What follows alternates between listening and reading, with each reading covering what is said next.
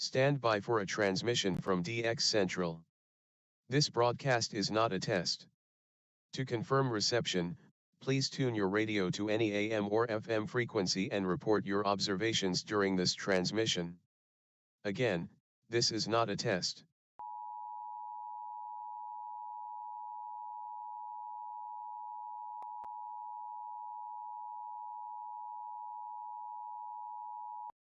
Stand by for a transmission from DX Central.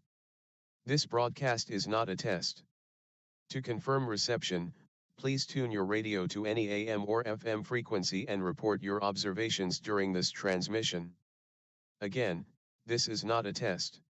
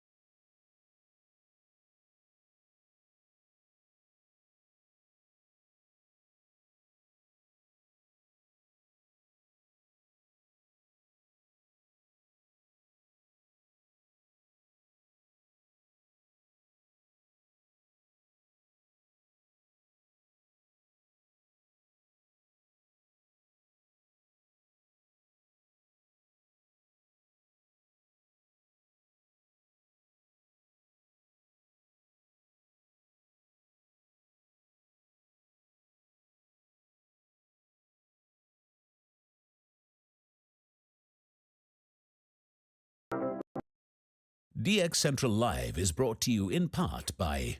Since 1933, the National Radio Club has been serving AMDXers while providing some of the most in-depth information in the hobby.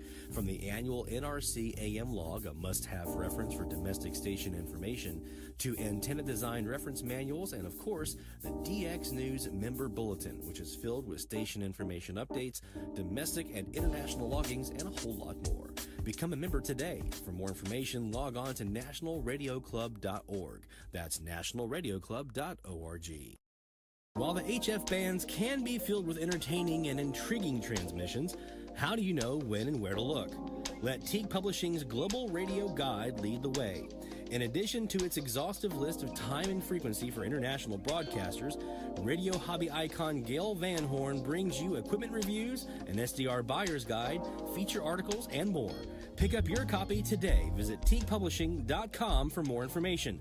That's TeaguePublishing.com. From the pages of its DX Monitor member bulletin, members of the International Radio Club of America share their domestic and international AMDX loggings. In its Mexican log, a wealth of information can be found of stations from south of the border. Technical guides, sunrise, sunset maps, and more make the IRCA a must-join for any AMDXer. For more information, log on to ircaonline.org. That's ircaonline.org. Through crashes of static in quiet hours, we listen.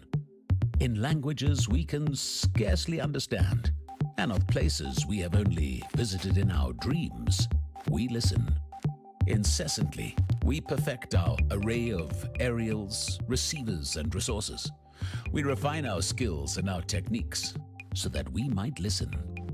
We are DX Central, and we're all about radio.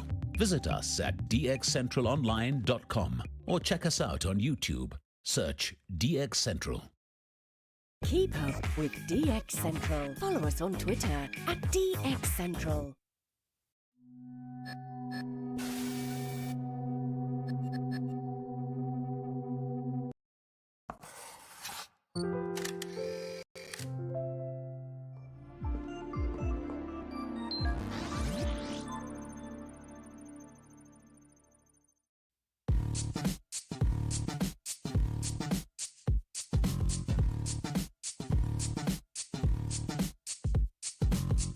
From the Gulf South To your corner of the world. this is DX Central Live. Now here's your host, Lloyd Van Horn. It's DX Central Live. Let's get that camera on. How about it, shall we? There's the camera. Hey, everybody. Welcome to DX Central Live from the North Shore Studios here in Mandeville, Louisiana. Greetings. Happy Friday to you. Hopefully you have a great weekend in store. Lots of DX. We'll see. See if we have some good DX. Because we got some good frequencies heading our way for the next week of the challenge. I heard the pleas last week. Please. Just one frequency, Lloyd. After the graveyard week, right? I'm not doing the one frequency this week. That's it. I heard those pleas. Threw them out the window. Now, we're going to have a fun week this week. We got some good frequencies lined up. Hopefully you've been enjoying 900 to 940. I have. I've had a good time. I'm ready to move on. I'm ready to try the next ones out. But, you know, it was a fun week. You guys are crushing it as always. Just sitting here watching the logs pour in all week has been really cool. And watching it alongside with you now on our new dxchallenges.com website. Hopefully you guys are enjoying the new form, the ability to see the data live. Well, kind of live, mostly real time. WordPress isn't exactly 100% real time, but it's better than what it was. So we've got some cool stuff lined up for you for the coming week with a new range of frequencies. And we've got some more cool stuff coming up. We've got some live DX tonight. We're going to do some live DX. We're going to finish up 900 to 940 and then get ready for our next batch of frequencies. I know you guys can see the data live, but I still wanted to cook up a little something special for the week one results because that was the graveyard challenge, right? That's a biggie. So I wanted to cook up a little something special. So we had a little video in store for you for that. Plus, a little antenna talk. You guys know I'm always like to talk about gear and antennas and things like that when we're here together. So we're going to do a little bit of that. We're going to talk some gear. We're going to talk some antenna stuff tonight and talk about some stuff I'm working on. And it seems like every weekend, Ma, you can vouch, every weekend I'm doing antenna stuff. And some of it's improvement, some of it's replacing. So this week, the big one is I had a northeast southwest CAS antenna that was brought down by a big tree branch that came down and snapped my fiberglass support mast in the middle and broke it, and now I had to replace that antenna. So took my compass out and my measuring tape, and I was looking around. I was like, I've been wanting a north-south antenna. I can't get north-south. I just don't have the orientation to be able to get a long enough antenna north-south to make it worth my time, at least not in the backyard. In the front yard, it's currently occupied by an east-west, which is more kind of what I'm needing right now. So I got to doing some calculations in my head and everything, and I realized I've actually got a shot here at something a little closer to north. I was at 35 degrees. I can get down to like 15 degrees. And then on the south side of that, that's 195. So it's not 180. It's not like due south right into Central America like I was wanting to get into. It's a little bit closer because the closest that I had before that was to 125. So you get a little bit closer, 195, 30 degrees closer. I figure that's going to help me out a little bit. So doing some testing on the new antenna. It's a Superloop, by the way, and its dimensions are 23 foot high and 73 foot long. So it's a 23 by 73 foot Superloop. So we're going to talk more about that antenna coming up here later on in the program. But first, we got some live DX to get to, and we're going to talk about some FM stuff. I actually found that I had a FM captured tonight on my RDS auto logger. You can kind of see this little doodad right here in Texas. So we're going to look at that on screen here in a little bit. So we're going to talk about the auto logger. I kind of talked about it a little bit last week, but I wanted to kind of go back to it because we kind of brushed through it really, really fast, the Rabbit Ears auto logger. But I know a lot of you who were doing FMDX and did it this last year jumped on the auto logger train and had some success with it. So we're going to talk a bit more about that, both for FM and for TV, because we also have a TV auto logger here at North Shore Studios. So we're going to talk a bit about that. And yeah, whatever else you guys want to get to. Obviously, we got shout outs to get to. Lots and lots of shout outs this week. I saw a lot of new ones getting heard this week.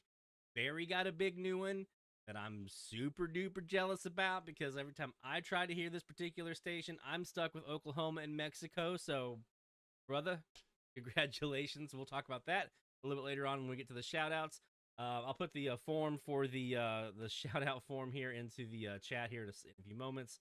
Actually, let me do that now. Let me just go ahead and get that taken care of. We're going to shorten the row. We're going to stick that bad boy right there and go down. There you go. There's your shout out form. So if you have new logs this week, new stations you heard, new countries, new states, new Mexican states, new Mexican states, not New Mexican, because there's only one in New Mexico, right?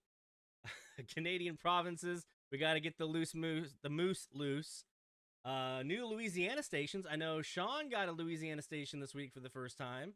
One of the ones a new Louisiana station, I'll say it that way.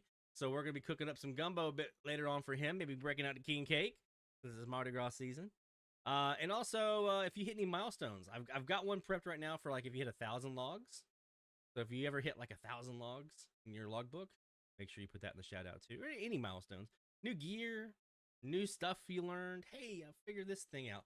We want to celebrate it all and do it together. So get those shout outs into the shout out form, and we'll be turning a little bit later on our attention to that form and doing some shout outs as we go along. Let's do some live DX though.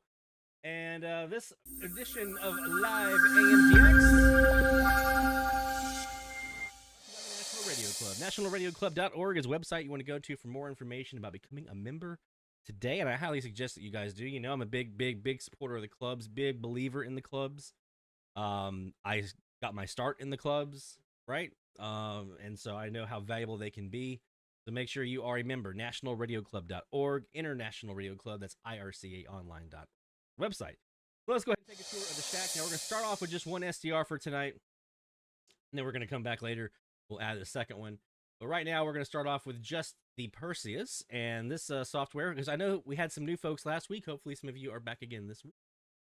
We had some new folks joining us, hopefully. And so what you're seeing here is the Jaguar software. It's a piece of software specifically made for the Perseus SDR. And it is also tied specifically for AMDX. So it's there for AMDXers to use. It has some tools in there that is specific to AM. So it's a really, really groovy SDR program for all of us who are on the SDR bandwagon. If you're at home with a portable or a desktop or whatever it is, pull up a chair, get that radio warmed up, and let's get you some DX. We're going to start off, let's go down to 910 kilohertz. Actually, let me start at 900. I want to see if I can get rid of XEW down in Mexico. This has been one that's been kind of a thorn in my side all week. So we're going to start here on the northeast-ish, the northeast antenna which is at 15 degrees. I've got my vactrol ready. It's a quiet night. We don't have any thunderstorm activity. All off to the southeast coast, so well far away from here. So let's go ahead and get ready for some DX, starting on the northeast wire on 910. And yes, Barry, UBR, we heard all week this week for me, man. All right, so this is going to be Mexico right here, XEW Radio. So let's see if I can get rid of them. I got the... I'm sorry. That is XEW. That R&B station, that's Birmingham, to be ATV. That's who that is. We've got to be ATV. Birmingham is the R&B station, and then the other one is XEW down in Mexico. Look what time it is. You know what that means. When I'm over here looking at the clock and I'm saying, look what time it is, you know what that means, friends. Bill, get those sirens ready.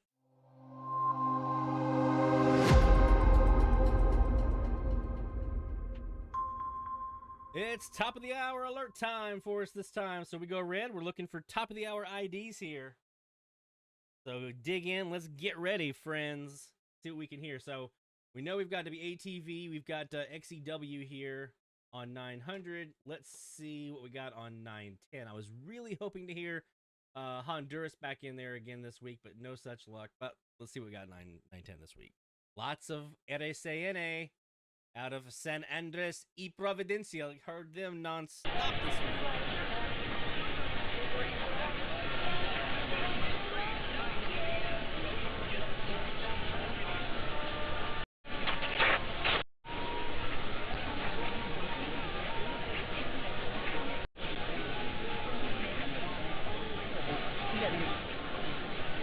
Yeah, 940 is La Coup. XEQ.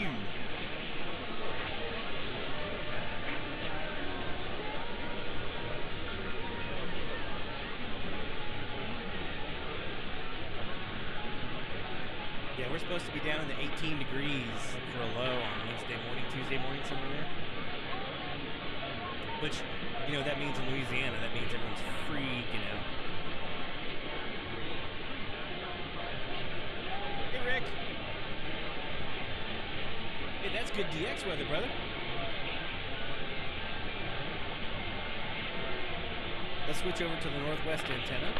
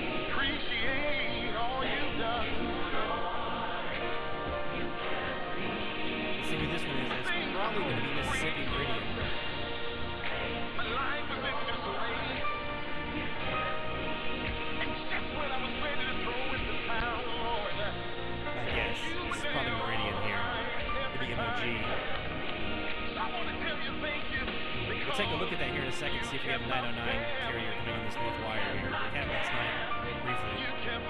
No audio, just the carrier from England.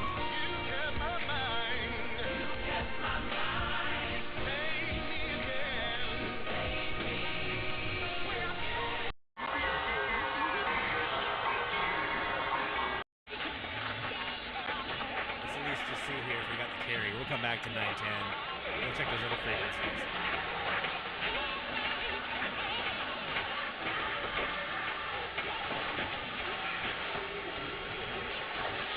Ooh, I like that one. 600 kilowatts out of China. Gimme. So we do have a nice little carrier here on 909, just over 005. Let me turn that down for a second. So we do have a carrier here on 909 that I'm assuming it would be England.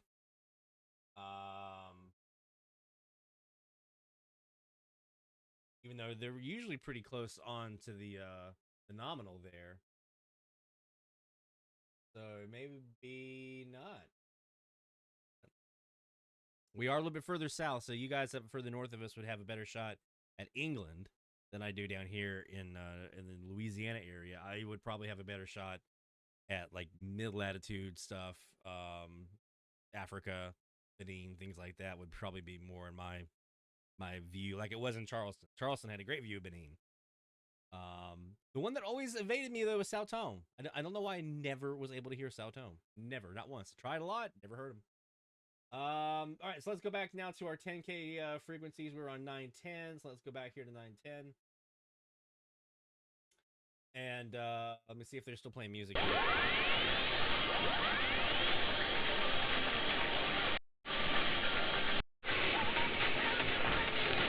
Trying to avoid the copyright hit in the music.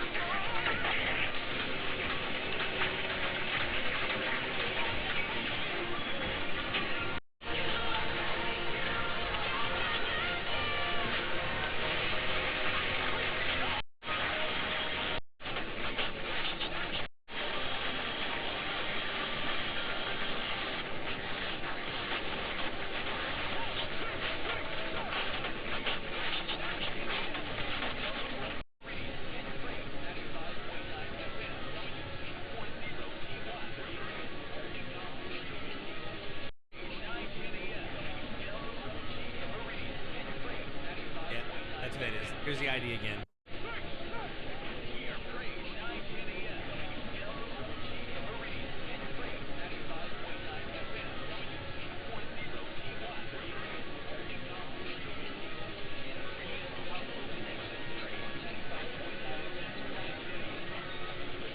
Yeah, there's Meridian, Mississippi to be MOG. That's who I thought it might be. Let's check now on 920, see who we captured here at the top of the hour. That's the great thing with Jaguar. It's recording the whole band, and you can go back in time while you're still recording. Yeah, it is.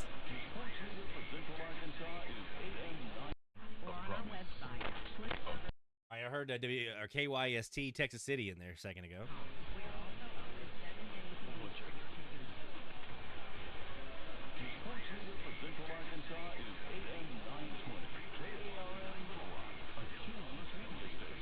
And there's Little Rock, KARN.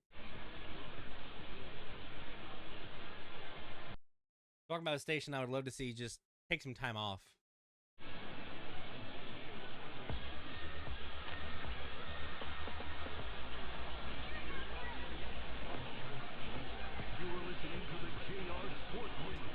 Alright, so that's 920.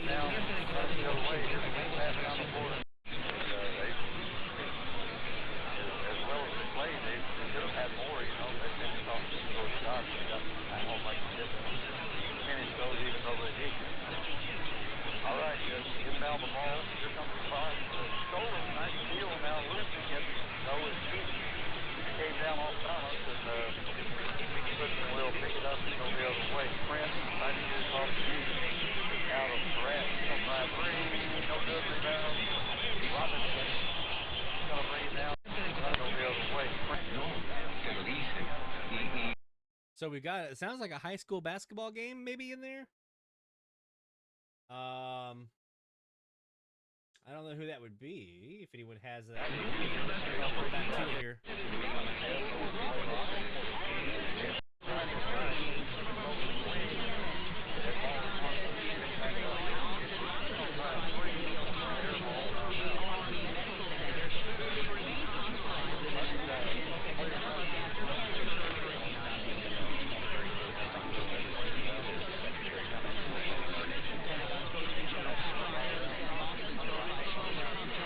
Would love to see another repeat of what we had earlier this week on, what frequency was that? I don't remember even now what frequency it was on. What was KVASH? What frequency was that? Oh, there it was, 940. Which is interesting because I have my local here, WYLD, here in New Orleans. And when I would null out them, I would always get XEQ out of Mexico. Well, the North wires helped with that. I was able to use the North wire to get rid of both Mexico and New Orleans. But then for most of the week, WCPC in Houston decided they wanted to be on when they weren't supposed to be, and so ruined that frequency. It's like there's like 1 or 2 nights they didn't do that, and one of those nights there was a high school basketball game from Valentine, Nebraska, KVSH. Quite a few of us in the Slack channel got to hear that one that night because they were broadcasting a bit later than I think they were supposed to. Maybe their power was higher than it was supposed to be. And we got KVSH out of Valentine, which was nice. Anytime I can get something, even now when I live on or right around the Mississippi River now, right? It's just across the lake from here. Still getting Ks in my logbook excites me. Especially anything like west of that line from Louisiana, Arkansas, Missouri, Iowa. Well, Iowa still excites me too now. Minnesota. I need more Minnesota in my life right now on AM, and then everything west of that. It's just like, hey, the thrill. Except for maybe Texas. Texas, I'm a little tired of right now. I'll be honest. I've got enough Texas.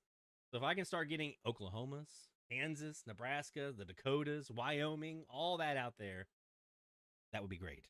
Now, there was somebody in our audience right here who did exactly that this week. They heard a new station way out there, out west. We're going to talk about that when we get to our shout-outs here in a little bit.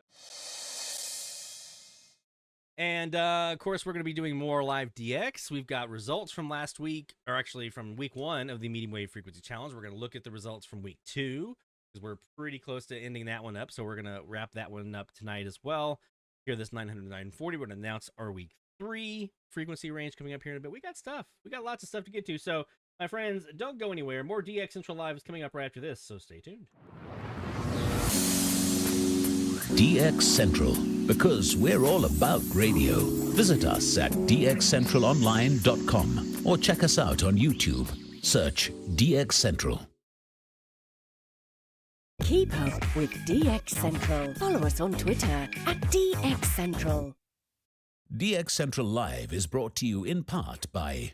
Since 1933, the National Radio Club has been serving AMDXers while providing some of the most in-depth information in the hobby. From the annual NRC AM log, a must-have reference for domestic station information, to antenna design reference manuals, and of course, the DX News Member Bulletin, which is filled with station information updates, domestic and international loggings, and a whole lot more.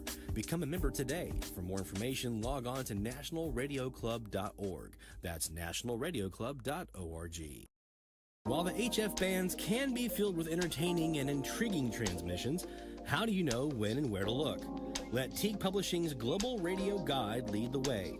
In addition to its exhaustive list of time and frequency for international broadcasters, radio hobby icon Gail Van Horn brings you equipment reviews, an SDR buyer's guide, feature articles, and more.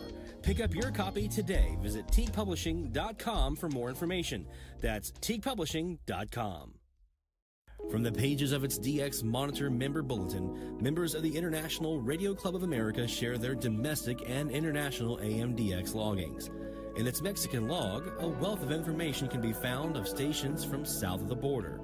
Technical guides, sunrise, sunset maps, and more make the IRCA a must-join for any AMDXer. For more information, log on to ircaonline.org. That's ircaonline.org. Through crashes of static in quiet hours, we listen. in languages we can scarcely understand, and of places we have only visited in our dreams. We listen. Incessantly, we perfect our array of aerials, receivers, and resources. We refine our skills and our techniques so that we might listen. We are DX Central, and we're all about radio. Visit us at dxcentralonline.com or check us out on YouTube. Search DX Central. Keep up with DX Central. Follow us on Twitter at DX Central.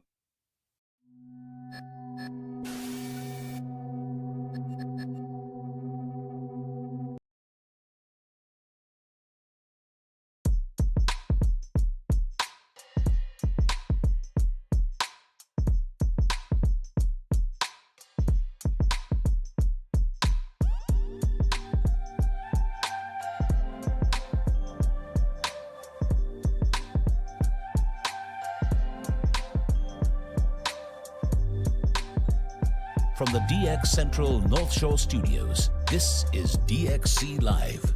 Now here's your host, Lloyd Van Horn. It's DX Central Live from the North Shore Studios here in Mandeville, Louisiana. We're jamming out to some live DX and a whole lot more, so glad to have you with us here on a Friday night. Always nice to see everybody show up and be part of the community, so appreciate what we've built here.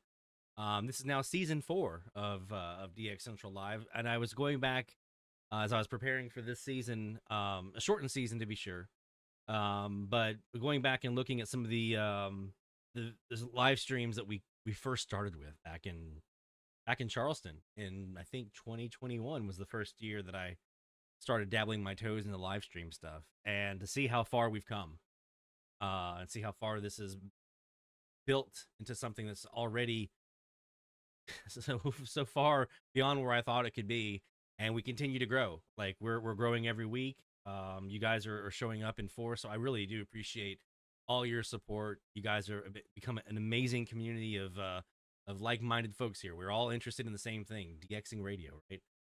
It tickles our fancy. It gets us interested in seeing what's out there on the radio. So we're all like-minded. We congregate here on Friday nights, and I could not be happier with where we are and where we're heading. So thank you. We got some really fun stuff to get to tonight. I mentioned earlier we got obviously we got to prepare here for the next iteration of the medium wave frequency challenge, which will be week 3 for this season, week 3. So we have that coming up here in a bit. Talking about the next week and what our frequencies will be. We have to look back to last week, week 1, and kind of put a comma at least on week 2 here as we prepare to get ready for next week. So lots to get to there. We got your shout outs in here. So all the stuff that you've been hearing of the last week that you want to get that high five, pat on the back, whatever it might be, we got you covered on that. So make sure that you send your shout outs in through the shout out form, the Google form. It's in the chat. And just a lot of more DX. And we're going to talk some antenna stuff. We're going to talk some FM DX because I actually did have a chance to do a little FM DX briefly. I saw there was a E-skip opening to my north, Ethan, up in Arkansas. Got some things up in, I think it was New York, wasn't it? That you heard? Or somewhere up in the Northeast. And then I think there was some folks going back and forth there, and then it was gone. So a little bit past that December E-skip opening season that we usually see. But just a real quick in there. I think it was a low MUF, so nothing really crazy. But it's those little, just reminders that FMDX season is not that far away, folks.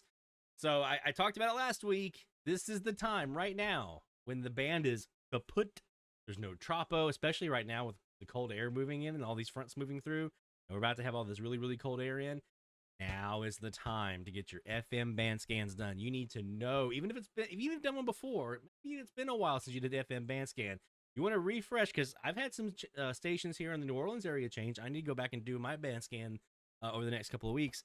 Go in there, refamiliarize yourself with your local FM band. You need to know every station that you've got. Are they HD? Where are the HD signals on, on either side or on one or the other?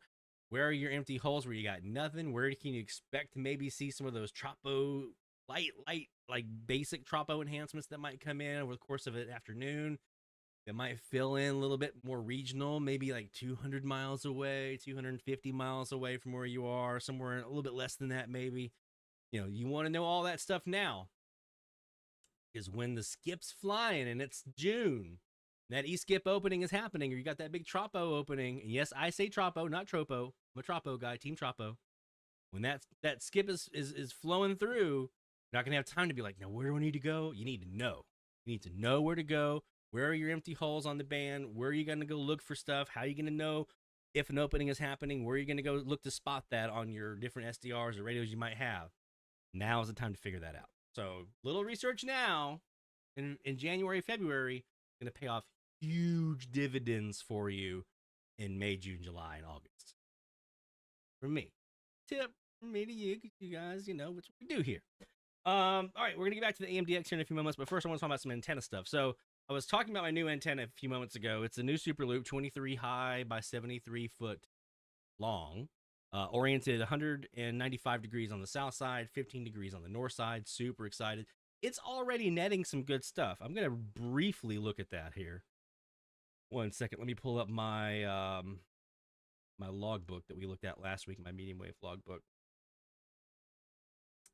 La la la. We're going to pull this up here on screen. All right, so here's my online medium wave logbook. We're going to look here. We're up to 825 now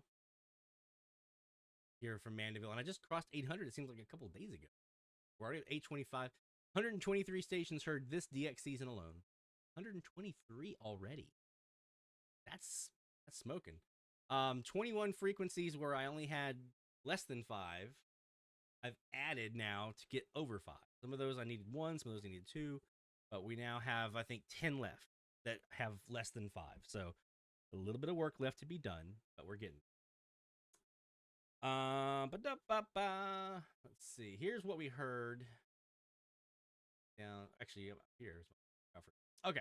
So here's what we heard this last week on the new antenna. I'm going to specifically look at this new antenna. Actually, you know what? Probably easier if I do it.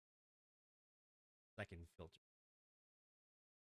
Eventually, I want to get this online logbook over to the same format we're using for the challenges. So I have a queryable logbook that I can query just like we do our logs and stuff. I think that would be for the challenge. So, all right, so we're going to stick here with the Superloop. Superloop 23, but there we go. So this is what I've heard this week off this new antenna, right? Most of it's in that 900 to 940 range because that's where I've been playing. Otherwise, it could have been probably even a higher number. There were a couple of times where I ventured out of that just to kind of test it out and see how it was looking. But if I really dove in on this antenna, I think I could add a lot more. And I will be doing that over the course of the next several weeks. So we started off with WALG, Albany, Georgia. Kind of off the side of the beam width there. To the kind of eastish, so that was good. Then Evanston, Illinois, and I'm gonna go over here. Let me hide. We know all this. I want to show miles and bearing on this for now. Okay, we're gonna look at miles and bearing. So again, remember, 15 degrees is pretty much where I've been kind of focusing on the north end of this thing, right? So 74 degrees for the one in Albany, like I said, it's off the side. 8 degrees for Evanston, Illinois on 1590. That's right down the pipe. 29 degrees out of Columbus, Ohio on 1580 for a new one for me. Just off the side, but definitely within that beam width of the Superloop. A couple off to the west of it, off to the side over here. So we had the Valentine, Nebraska, which was actually not really truly just the north. I mean, that was the primary antenna I was using, but I was also using a little bit of phase in there with the northwest antenna to get rid of WYLD here in New Orleans. So that would be pulling in some of that northwest antenna, which is why I think we had Valentine coming in there on that north end. Otherwise, I probably wouldn't have heard him. Also, same thing with the KIXZ here at Amarillo. It was the same time I was hearing Nebraska, so that was also pulling in that northwest antenna. So that's a little bit of why that's there. 251 degrees here for Mexico on 1350. Again, it's kind of off the side of it a little bit, but I was able to do that because 1350 here, WWL in New Orleans, has been off air almost all week. I think we'll check here in a second. Actually, do it right now. Are they still off? Easily decided. Tris does not wait. Yep, they're back. So they've been off most of the week. After our storms that we had come through here earlier the week, they've been off ever since. So I was able to get some things that I normally hadn't gotten. That was one of my frequencies I needed to get to 5, and I was able to do that. So that was nice. You see 15 degrees here in Mississippi, Corinth on 1350 as well. That was right down the pipe. 355 out of Cedar Rapids, Iowa, WMT. I had never heard them before. I don't know how I hadn't heard them here yet, but there they were this week, finally. We have a 49 degrees out of Black Mountain, my old stomping grounds, WZGM on 1350. So spent some time on 1350, as you can tell with them off the air. 66 degrees, Troy, Alabama, WTBF on 970. Oops, didn't mean to do that. And finally, 354 degrees, Jonesboro, Arkansas on 970. So just kind of playing around with the new antenna. So there is some stuff in there that's a little off to the side or whatever. But even that 350 degrees, I mean, that's still kind of within that beam width, right? That I'd be looking for. So I'm looking at probably figure 30, 35, maybe 40 degrees off either side is probably a good assumption off of that Superloop. What you're getting, depending on the band, depending on the frequency, depending on what you have on your vactrol on the backside, how you're doing your termination, you might tighten that up a little bit or widen it up a little bit. But by and large, I think it's safe to say about 80 degrees, 40 on either side. It's probably what you're going to be looking at, especially with one the size that it is at 23 by 73. So all this is to say, you guys know I've been a big fan of the CAS, and I still am a big fan of the CAS antenna, but I've been wanting to try out something different, especially since I've lost all of my fiberglass mast support. They've all broken after a couple of years. So I was like, let me see if I can do something that might be a little more long-term, as long as I don't lose some of these trees or branches that they're sitting on. Maybe I can use the trees for supports. So that's exactly what I did. I've been using some trees as the end supports for the vertical elements on these Superloops. And now, thanks to Bruce Conti, DeMarc Conley, and some others who chimed in on a Facebook post I put up last night in the Medium Wave DX NRC Facebook group, I now know I can actually take that bottom ground wire and I can I have a little trench shovel that I have that I can use to kind of just cut a little line in the dirt, tap that bottom ground wire in there, and now I'm not worried about tripping hazards for any of the kids in the neighborhood that like to play out in the front yards. I don't have to worry about me tripping over it because I'm a klutz.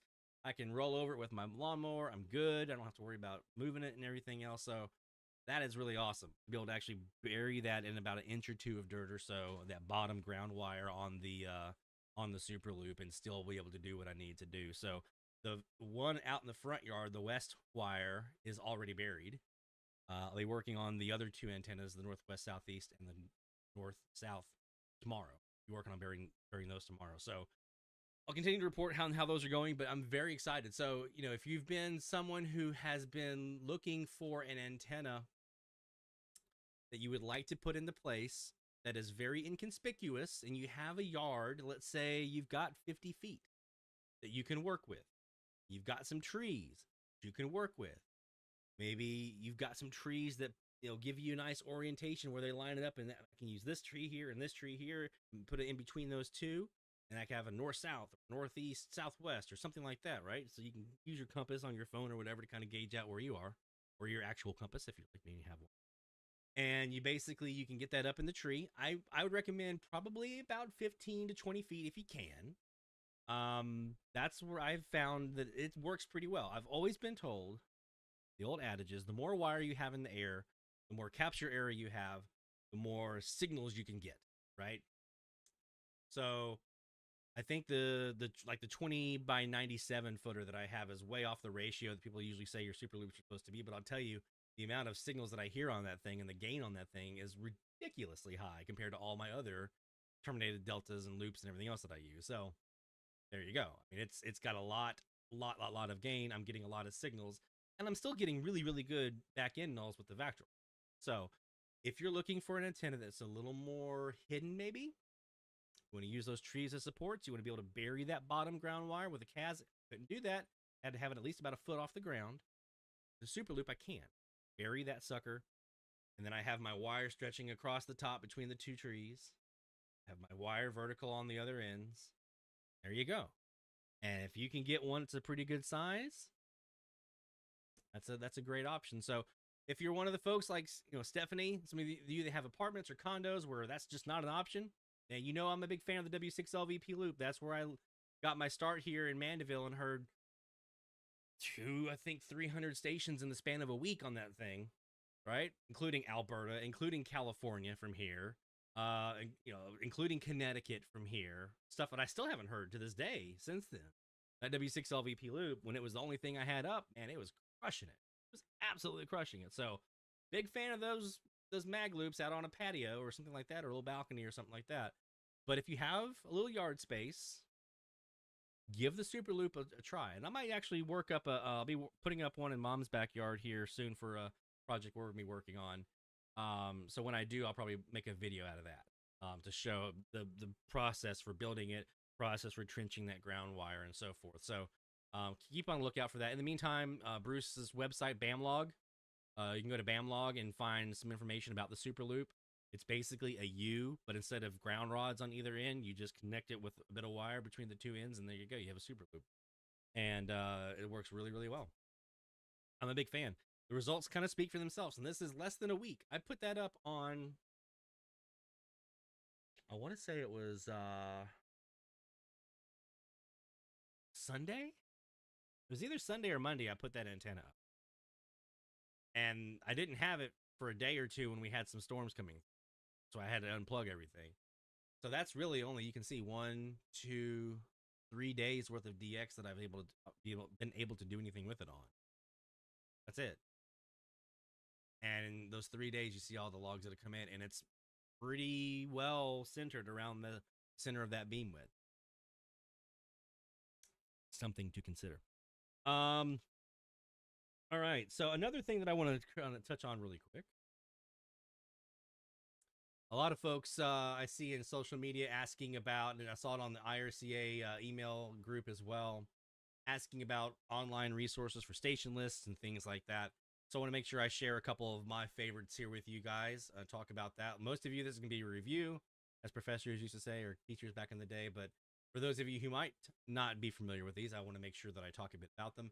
So let's start with Mesa Mike's list. If you're looking for domestic U.S. station information, Mesa Mike's is an amazing website to use.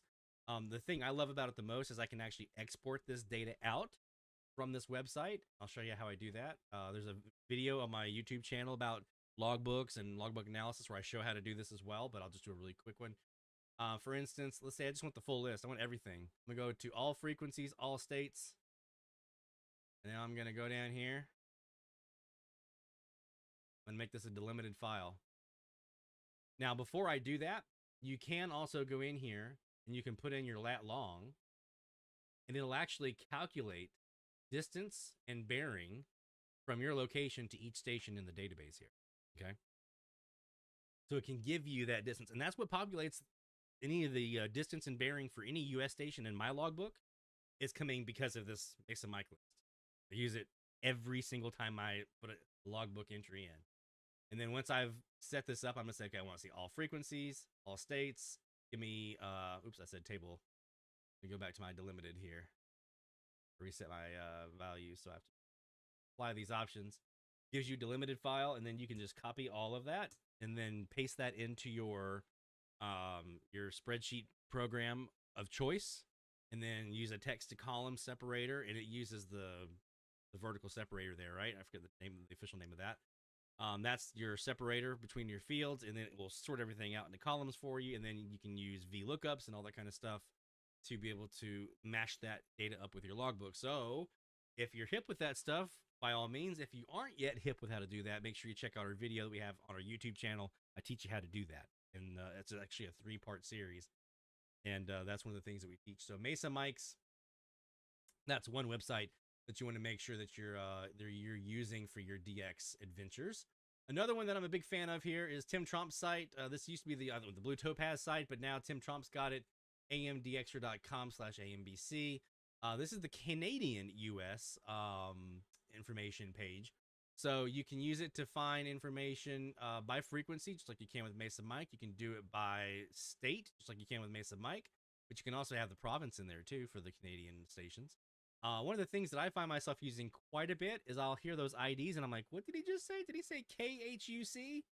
And I'll type in right here, KHUC, and then you have a fuzzy or even fuzzier match on that. And then you can do a call sign search and it'll give you matches that are like KHUD or T or something like that, right? That's like close to what you think you might have heard. So it can help you with those times where you're like, oh, I bet that's who it was. I'm like, I heard a 93.9. Well, guess what? He's also got, this is amazing. I love this. I'm going to pick one at random here. He's got format information in here. He's got network slogan information in here. And he's got all kinds of stuff on FM parallels, former call signs on here. If there's an FM translator in there, he'll have that in there along the frequency. So Tim's got a dynamite website here for DXers to use while you're kind of DXing. I find myself using this a lot, even with Jaguar. Even with Jaguar, with the stuff on the screen up at the top of my Jaguar program, I still use Tim's website quite a bit to help me search. I can just do a quick control if I was like, hey, he said 94.9. Is there any 94.9s on here? And then boom, it's going to point out all the 94.9s that are on here, right? So that helps me really kind of narrow those down quickly while I'm doing my DX. I use this nonstop when I was doing the graveyard challenge. Again, even though I have it in Jaguar, I can search it much easier by having Tim's website up. I can search that easier than I can off the Jaguar stuff where I'm just kind of scrolling. So this one again, amdxer.com/ambc, and then Mesa Mike's website. Put him back up here on screen as well. Just mesamike.org, and then /radio/amdb. That's where you want to go for that, and that will give you his information. And then the final one that I use, and this one I primarily use for international stuff. Less on the domestic, but I do sometimes do domestic stuff. What I like to use this for a lot of times is getting an idea if I'm not DXing at a Jaguar where I have my map in front of me. I can kind of replace that here on the medium wave list website by using this list. It's not going to serve up for you what the most likely station that you're hearing based off of what it perceives based on your location, what should be the signal strength at your location based off of, okay, now this one should be stronger than this one and this one and this one and this one. So it's going to put them in order for you off of most likely that you're hearing. And you can log them from here and it'll give you your mileage and your bearing as well over here. So this is a great one to use for the challenge. If you want to get those mileages to put into your entry on the challenge, I get a lot of mine from here. I also use this logbook feature to do the same thing. I usually just keep one of these open and I'll be able to use this to say, okay, here's the mileage and bearing for those international stations I might have, like this one here in Mexico. All right, I use Mesa Mic for the domestic stuff, medium wave list for my international stuff. That's where I get my mileage and bearing. So you have to create a login, you have to create an account, tell it where you are, where you're located. Once you do, you can go in and you can pull up a frequency list for all the different stations, international that might be there. And it gives you all kinds of great information. You can see if it's heard recently. You can go over here on the far right, and you'll have this little area right here you can click on. It actually shows you where it's being heard. All the people who have recently logged it will be right there. So I'm a big fan of medium wave lists. Obviously, during FM season, FM list is where it's at. A lot of us are just really diving in there along with the WTFDA website. But for AM DXing, medium wave list is a really, really great resource, especially if you do a lot of international Latin American DX or European DX, things like that. So big fan. All right, so that's enough of me talking about that stuff. Let's get to some more fun stuff here in a second. Let's before we take our next break. Let's talking about week 1 of the medium wave frequency challenge. I probably should have left that up on screen. Probably should. Let's go ahead.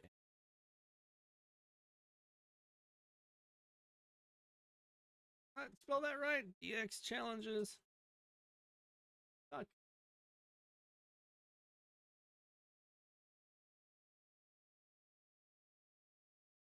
There we go. Okay. Let me put this on screen now. I don't know why it's kind of playing around with me on that one. All right, so we are going to look here at dxchallenges.com. This is the new website. Hopefully you guys are enjoying this one. I'm going to log in with my admin account here, so you guys. Hopefully you've been enjoying this and liking the new form, right? Compared to the old Google form, you're not putting your name and your address, or your city, your state, and your email address, all that in there every time. So it's a lot easier, I think, to fill out. It has been for me. I've really enjoyed that part of it. I usually just leave the form up along with all the data that's there on it, and I just kind of hit refresh every once in a while to see the new data. And yeah, I just leave it up there. And so I'm logging in my logbook, and I'm logging in on the challenge. Log in my logbook, and I just kind of copy paste my programming notes from one to the other. Makes it super easy. So let's go in here and look at season 3, week 2.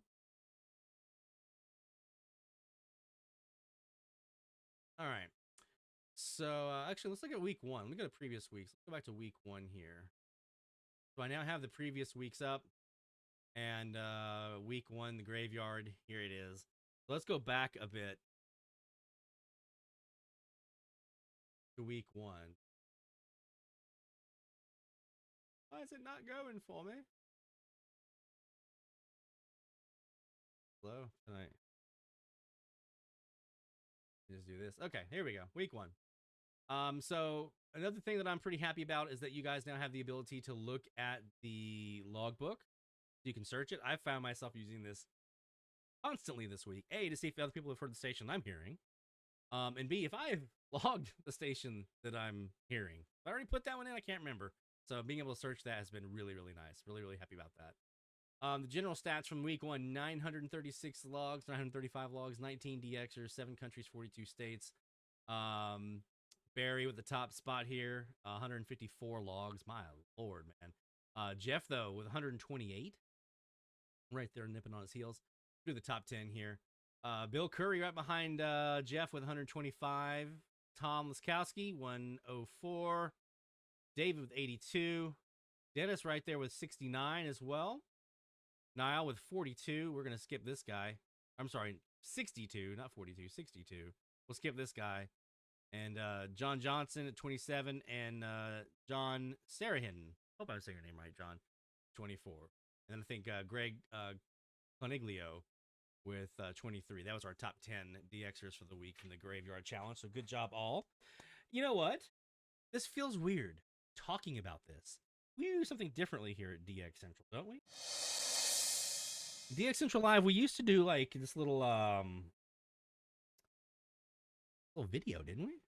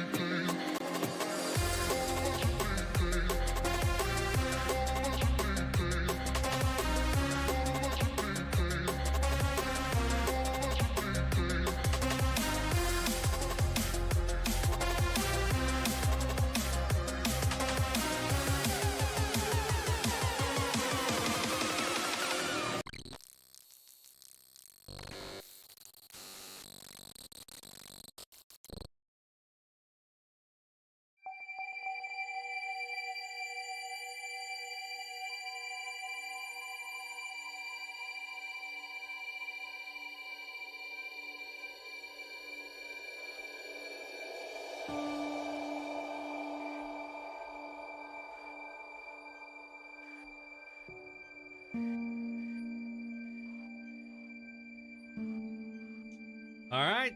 So there you go. That was week 1. Looking back to the Graveyard Challenge and all the fun that we had with that. That was a grind. That was absolutely a grind. It always is. And that's why I only do it once a year. We are going to do it every year. because it's fun and it's important to do because it helps us kind of stretch our skills a bit. But yeah, it's a grind. So there you go, Barry, top dog, broke the video there, man. You and all the logs that you did, and Jeff and everybody else. 935 logs, my goodness. Looking back at our stat page again from week 1 here. WPGG, 11 different people heard of WPGG. New Jersey, they really get out, right? I never did. I tried. I never heard them. Our big frequency of the week was 1240 with 174 stations heard on there. Actually, 1450, 178 might be actually a little bigger. Actually, 178 from 1450, 1240 with 174, and those are my 2 most populous frequencies too. Which is, I mean, they're 2 of the most populous frequencies on the band, so that makes sense. Look at the logs by state. You can really tell where everybody is. This northeast corridor right here, right? You can tell where everybody's at. Jeff, again, 25 states on graveyarders. My goodness.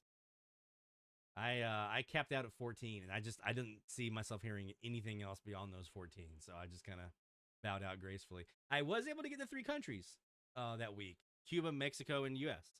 Very excited about that. That was nice.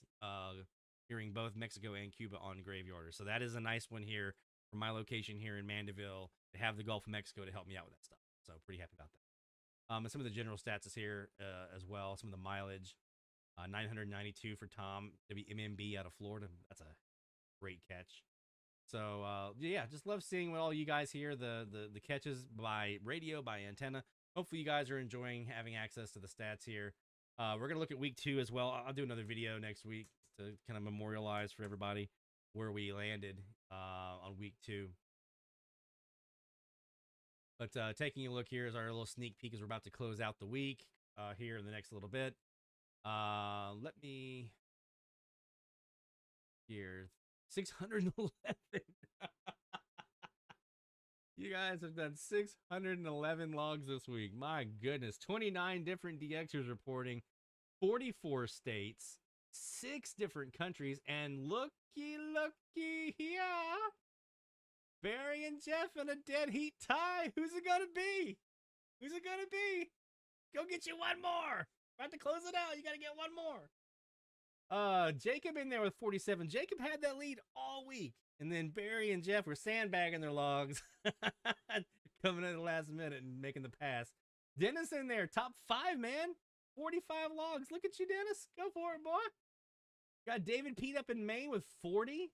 Also top 5. Bill right there, 39. Sean, look at you, man. 33 stations. I say anytime you can get over 30 on just like a regular regional like that, a couple handful of frequencies, that's pretty awesome. That's cooking. That's cooking. 30 for Niall and Mike, Mesa Mike. Well, we'll skip that guy.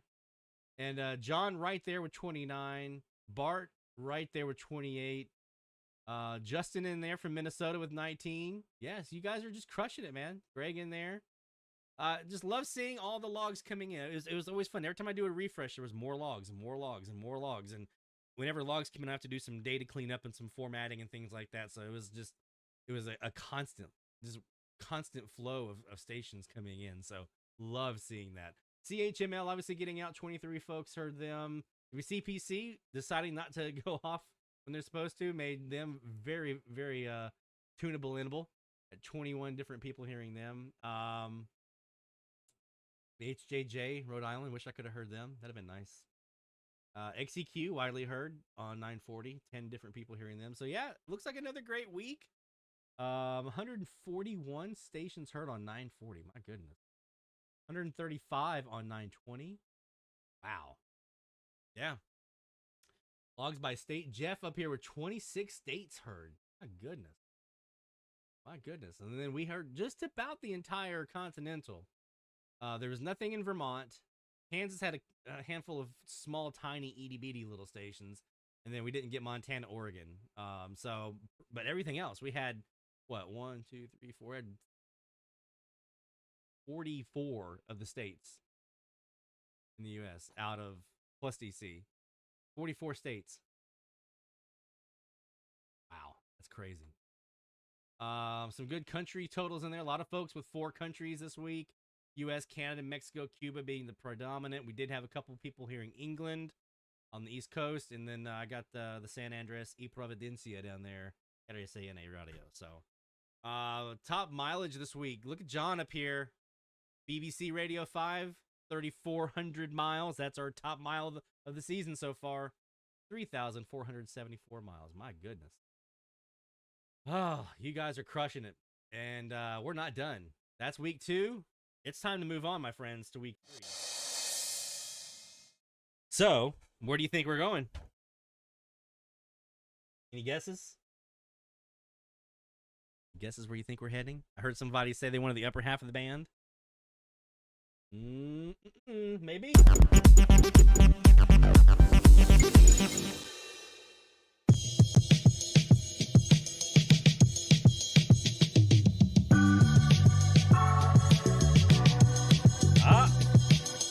There we go.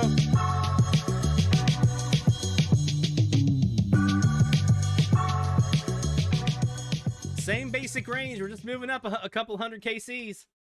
1100 to 1140. We got clear channels. I'm sorry. Did I say 1140? Yeah, I did 1140. Okay. We've got clear channels in there. 1100, 1110, 1120, 1130, and 1140. I was gonna put 1150 on there. This is why I had to double check myself, but I decided against it. Decided, you know what, I don't want to go too crazy on it. So 1100 to 1140. That's where we're gonna be here this week. It's gonna be a brutal one for me in some regards, and other regards it might be kind of nice. So we'll see. So I know some of you have like WBT is going to be all over you, KFAB is going to be all over you, WBTAM is going to be all over you, things like that. But we're going to find some fun this week in our new frequency range. Let's take a quick break, and when we come back, we'll be ready for another top of the hour time frame, some more live DX. So don't go anywhere, my friends. More DX Central Live's coming up right after this.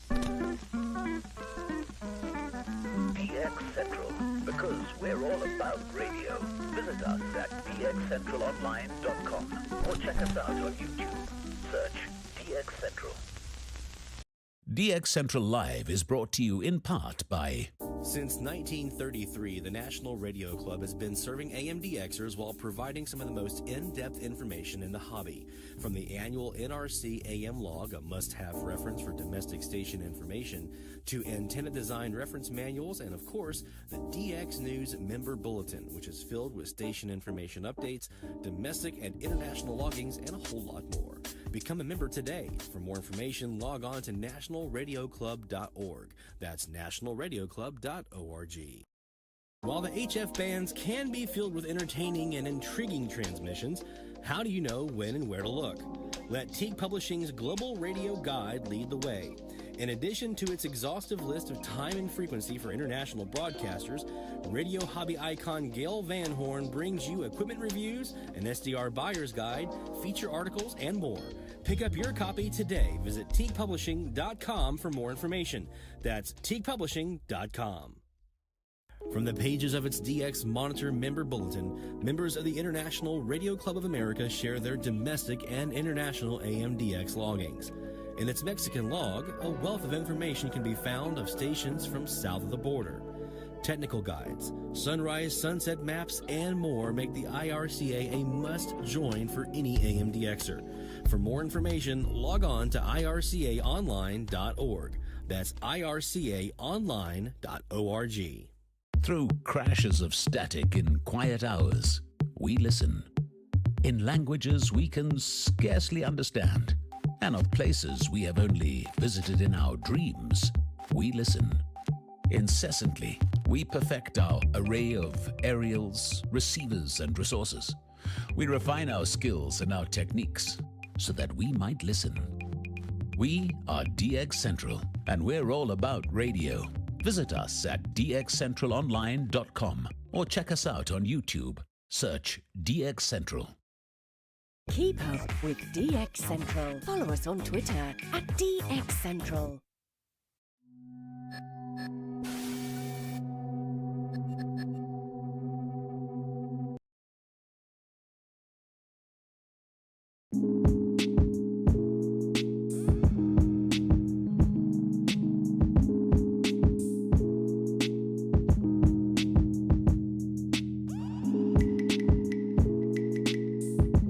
From the DX DX Central North Shore Studios, this is DXC Live. Now here's your host, Lloyd Van Horn.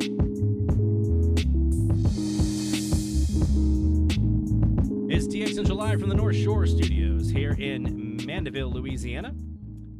Appreciate you all being here with us on a Friday night, and each Friday night, starting at 0045 UTC, that is 1845 Central Time.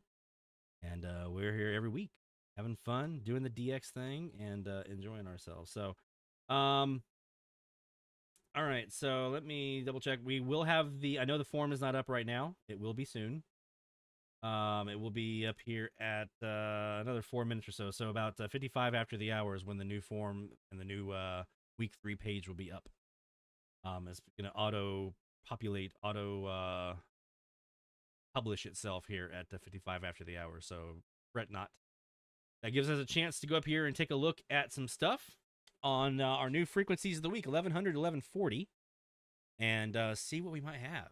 See if there's anything good for us to take a look at beyond what we know is going to be there, right? Like 1120 KMOX, some of the bigger clear channel stations. So a lot fewer stations here for us to grab this week than we've been seeing the last couple, right? So that's good, right? It's not going to be as daunting. But sunrise, sunset, going to be a big time for this. Going to be a big time for this week, because that's where you're going to be able to get your stations, the sunset, sunrise. Once the nighttime settles in, you got what you got. You might have some stuff that's underneath if you got somebody on late or something like that, but otherwise, you pretty much got what you got once you get to a certain point in the night.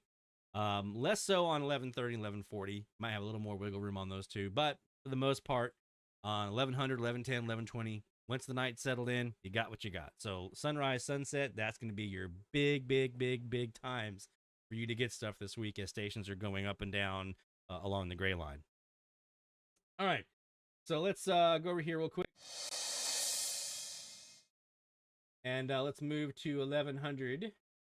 Start with the bottom end of our range here. And just do a quick scan before we get to the top of the hour time frame here.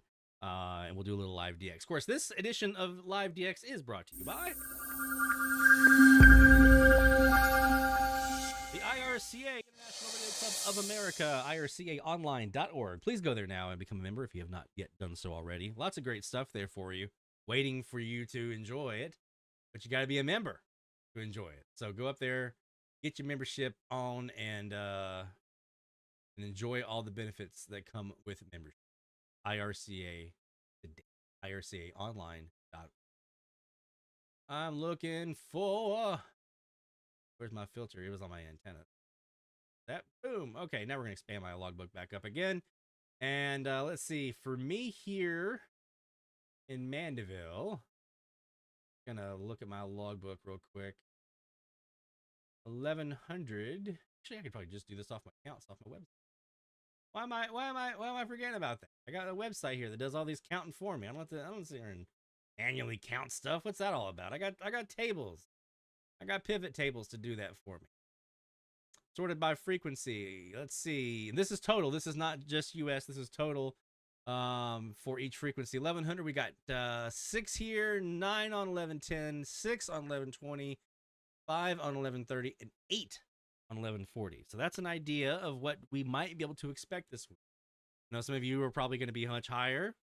Barry, Jeff, you guys probably have quite a few more in the can than I would here that you'll be hearing. But hey, that gives you an idea of something you might be able to expect to be able to hear this week. Somewhere on the order of about 5 to 10 stations per frequency if you play your cards right and you get in there during sunrise and sunset.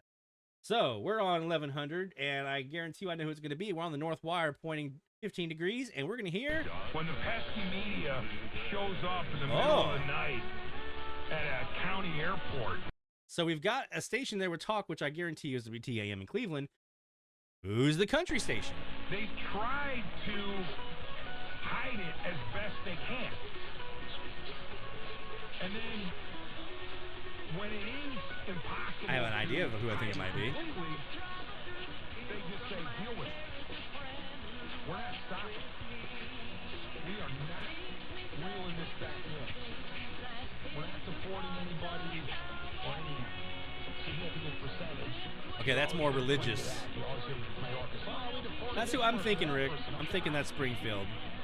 Let's talk about it. Alejandro Mayorkas is supposedly in charge of Homeland Security? So we're going to guess. Makes no sense. He's no more in charge of Homeland Security than I'm the King of England. And I'm going to go ahead and force publish this now. Mayorkas was just a citizen. He's the Secretary of the Department of Homeland Security. And this stuff is happening on his watch. When he gets impeached, I'll be happy with it. It'll probably be more symbolic the page is than up. anything else. But somebody has to be held accountable for this disaster. On the other side of the upcoming break, we'll move out of the real world. All right, the page is up. Now the week 3 page is up, but the form will get started here at 0200 UTC. So in about 4 minutes, the form will actually go live.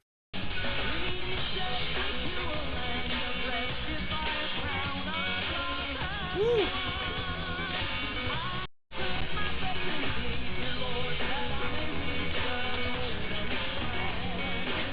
Biden's new campaign slogan. There we go. World War III, stick with me. WSGI, Shelbyville. Total global demise is now That's right, Springfield, not Shelby. Springfield, Tennessee. At the top of the hour, and you can cash out with $1,000. Dennis asked if anyone's still doing TVDX. Yes, sir. And I'll talk about that here on our next hour, actually. I was going to mention the RDS autologger on FM and the Rabbit Ears autologger for TV. It's pretty tremendous. We're going to talk about that next hour. All right, you know what time it is, my friends. Fire off them songs.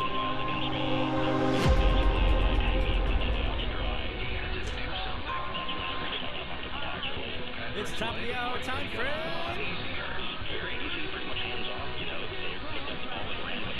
So we're looking for the old IDs. Top of the hour time frame means IDs here in the U.S. Let's see what's up. Yeah, Barry, I think you've earned yourself a little bit of relaxation on the DX front. A long season, don't burn yourself out, brother. Oh, I issued the code red.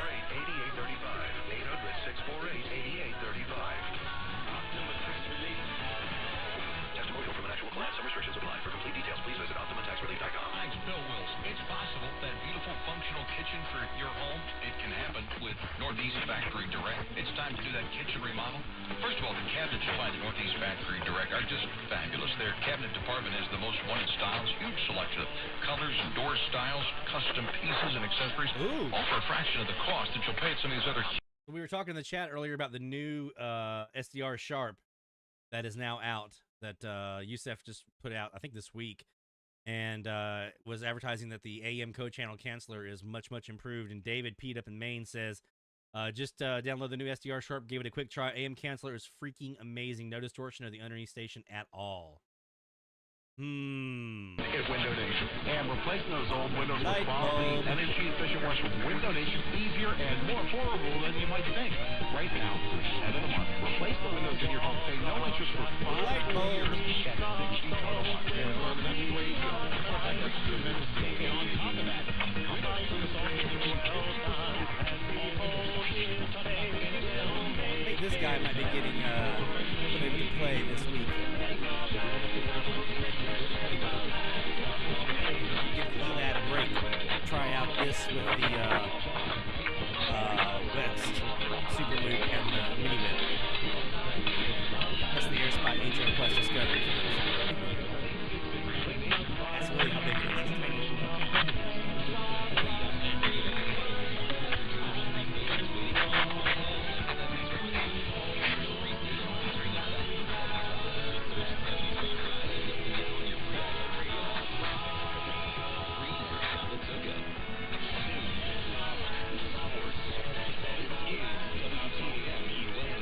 There's Cleveland.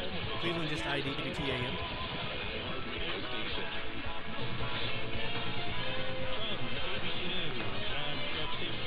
U.S. bashes Iran back militants in Yemen 2 nights in a row. It's happened again, says a U.S. official. 24 hours after the U.S. and Britain said missiles and drones. Oh, the bandwidth, Charles? Is that what you're talking about? On the drawback for air spies, the bandwidth? Is That's mine. That's my only kind of drawback.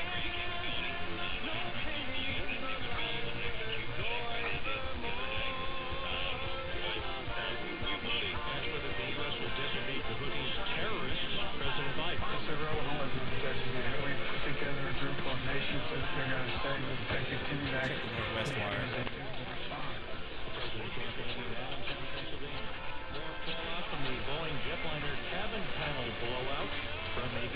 Go back to the North wire. After the FAA announced an investigation into whether Boeing failed to properly inspect its 737 MAX 9 aircraft, which remained grounded, the FAA taking further action, auditing the MAX 9's entire production line.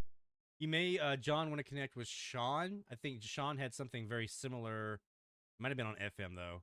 But check with Sean to see if you guys compare notes and see if what you're seeing is what he was seeing and what he did to correct.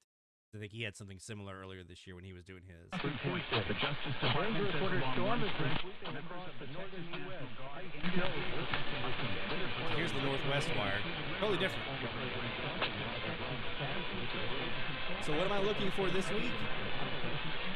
I'll start you on 1100. I'm looking for Colorado, Grand Junction here, KNZZ. This is one I definitely am looking for, but I don't currently have in the logbook. I want it bad. I would also like to add up here from Minnesota WZFG. So Jacob, Justin, if either of you are on the audience tonight and want to throw in the chat some recommendations, or Rick, someone up there in the that neck of the woods, if you want to throw some recommendations on adding this Minnesota station to the logbook, because I definitely want to do that. I want to get those two in there. I would love to add in Arizona down here in Cave Creek. West Coast folks, Charles, Stephanie, if you have any recommendations on how to make that happen from your experience with them, of when they might change power or patterns, things like that. Because I want to try, I really want to get some West stuff, and I got my West antenna just sitting there, just drooling, waiting for me to throw it into action here. So that's what I'm looking for here on 1100. If I was able to get San Francisco here, KFAX, I'd be very happy about it. I'm not holding my breath. But if I was able to put that in the logbook, that'd be great. But primary is going to be Colorado. Secondary is going to be Minnesota, with Arizona as my tertiary target for the week on this frequency. If I can add one of those, just one of those, I'll be very happy. Now let's look at 1110 and see what we caught here at the top of the hour. I bet you I know who it is. At Diamonds Direct, we specialize in the ultimate. Remember, we were on the northeast wire to celebrate with you. So start the new year with some new excitement, new hope, and some new bling.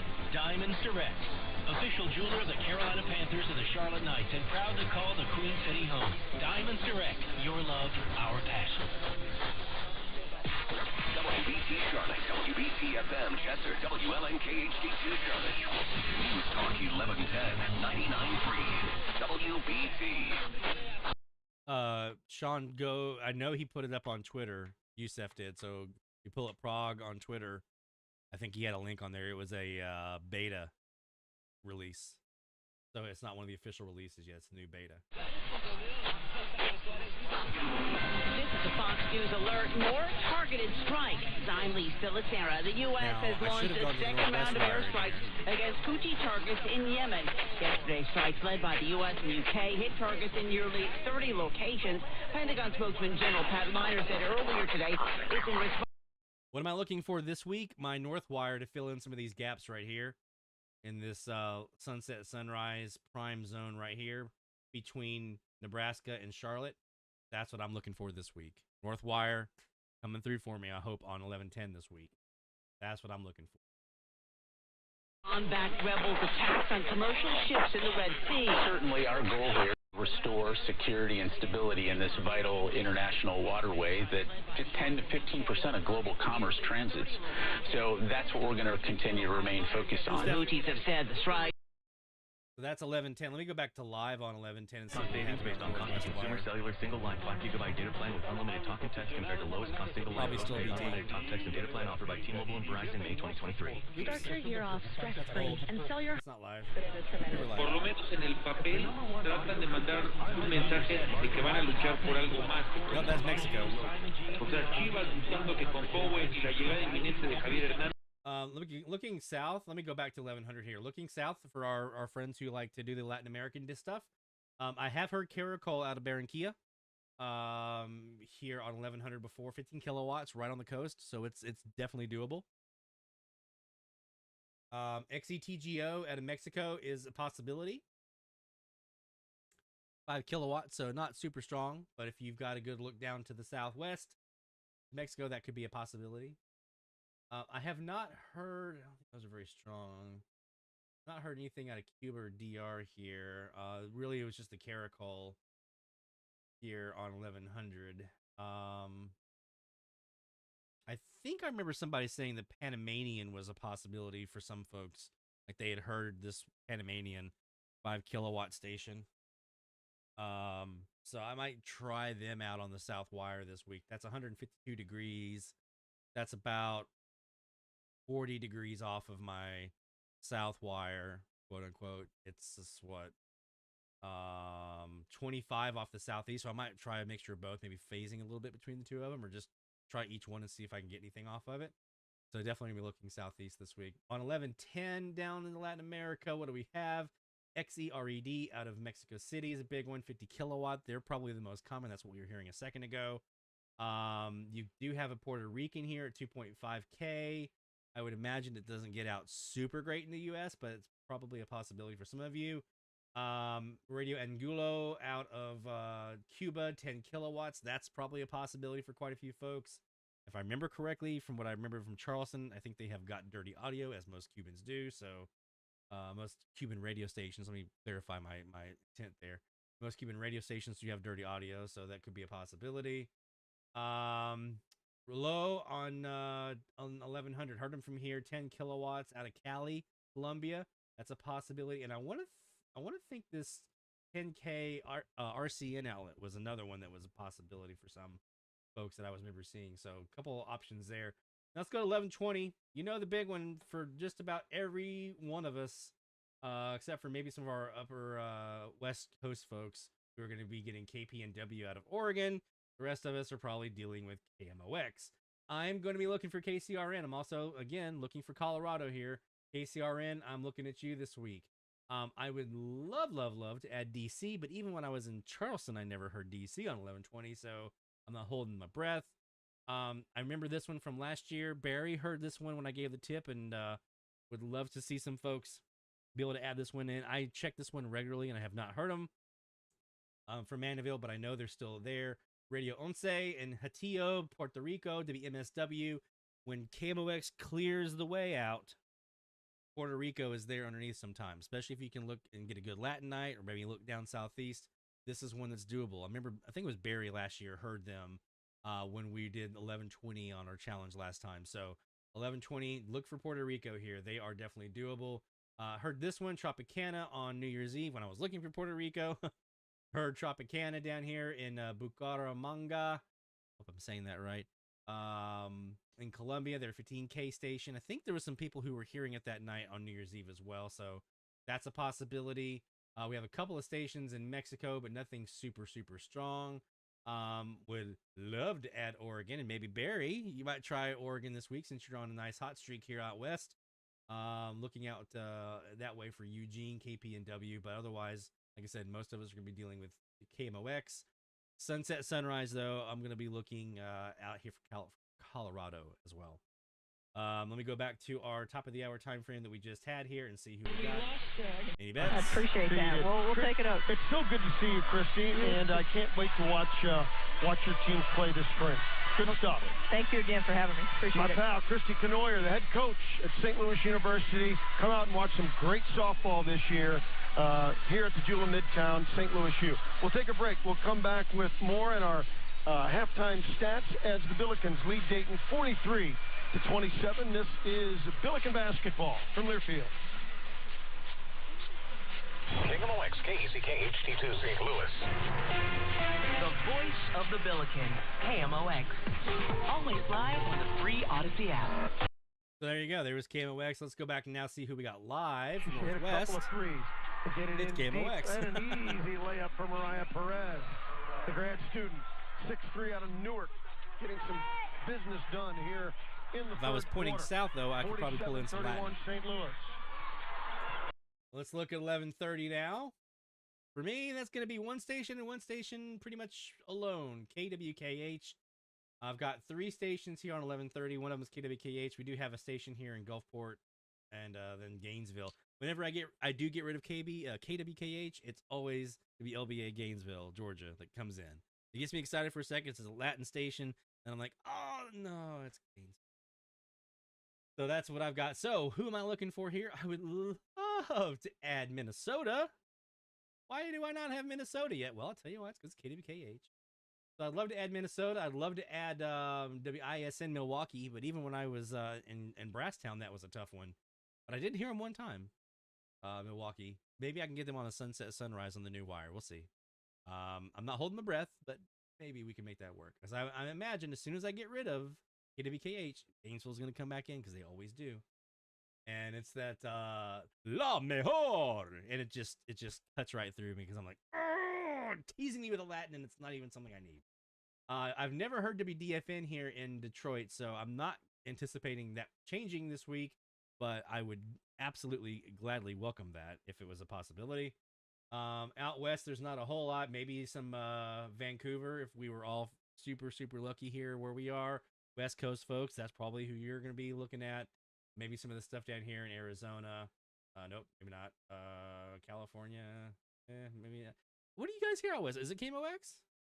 I'm sorry, not KMOX. We're on 11:20, more 11:30. I'm guessing Oregon, maybe? Or Vancouver. I don't remember when I was in Lake Forest what I heard on 11:30, if I heard anything at all. I really don't remember. I know my camera is splattering here. I don't know why. What is a Billiken? That is a very good question. I wondered that myself when he was talking about the home of the Billiken. Let's transfer in cameras here for a second since the old Sony is cutting in and out. There we are. Now we're on screen. So yeah, what do you guys hear out west on 11:30? I forget. Down south, we do have a couple of smaller stations in Mexico. Nothing super huge. There is another station in Puerto Rico, but it's 200 watts, so I would not anticipating that being in the logs this week. There is a Fuego AM 15 kilowatt out of Bogota. That's a possibility. But other than that, 1100 to 1130, not a super great range for Latin American D. Mostly domestic, maybe into Canada. Let me double check. Yeah, I didn't miss any. Nothing big, at least. Okay, so we're looking at, so yeah, Minnesota's another target for me here, or Milwaukee. If I can get either one of those, I'd be very, and then obviously any of this other stuff to kind of fill in the gaps too. I just need 2 more stations on 11:30. That'll be one less that I have to worry about. CKWX does appear, Stephanie says, in SoCal, so that's a possibility out west. Okay, good to know. Looking at 1140, obviously on the East Coast, rather, you guys are doing WRVA. West Coast, it is Sacramento, or KHTK, sorry. You can tell I'm not super familiar with the stuff out west. This is one I've always wanted, KGEM Boise. That's going to be one I'm relentlessly pursuing this week. But more than likely, I'm not going to hear them. If I do hear anything out west, it's going to be these guys, CHRB, Alberta. High River, rather. I've told the story many times about my reception of them when I was living in Brasstown. But that's one of my all-time favorite stations that I've received in my DX career. It was just such a cool moment the first time I heard them in Brasstown. So heard them here as well in Mandeville, which I guess I need to change this to white. Oh, there we go. Another frequency where I don't have a ton, but we do have we have the WBXR. A lot of you on the East Coast are going to hear them. Area, I know you're going to be all up in some WBXR. Hazel Green. We do have a couple of stations down here in Mexico, mostly XEMR, 50 kilowatt station here, Nuevo Leon. That's one that probably would be doable for a lot of you. The Cuban wall, this isn't as bad as it used to be. I remember Cuban stations on 1140, like I think it was Rebelde had a wall there that used to be pretty bad. But from my understanding now, it's mostly Mayabec and Musica International, or Musica Nacional, which parallels 590. So that's easy to parallel. And then Mayabec, I think it's 1040 was the other Mayabec station. Mayabec, sorry. They're 25 kilowatts here, so they do still get out pretty well. There's a 10K station out of San Juan in Puerto Rico here to be QII. And then down here, if I remember correctly, maybe not. There's not anything in here in Colombia that's pretty. There is a Brazilian here, 50K station down on the southeast end of Brazil down here. But yeah, I don't think I'll be hearing them. WQBA, that was a big one. Miami, they get out fairly well, so that's another one that a lot of folks are going to have. CHRB talked about you. Have I heard to be BBR from here? No, I have not. They're not on the list anymore over here. Oh, no, I'm on the frequency 730. I have not heard New York. I forgot about that for you guys on the East Coast. When I was in Charleston, yes, they were there, and they were loud. But now that I'm in the middle of the country, I don't hear them that often. So thank you for reminding me. I had forgotten about New York on 1130.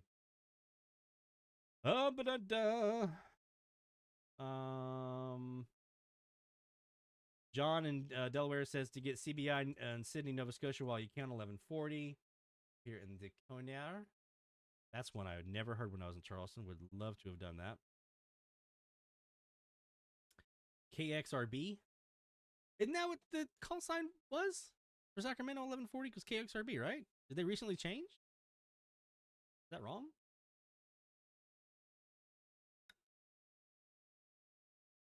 Huh. All right, so 1140, yeah, I think my big targets here is going to be Alberta again this week, even though I already have them in the log. Oh, KXRB, South Dakota. There we go. That's what you're talking about.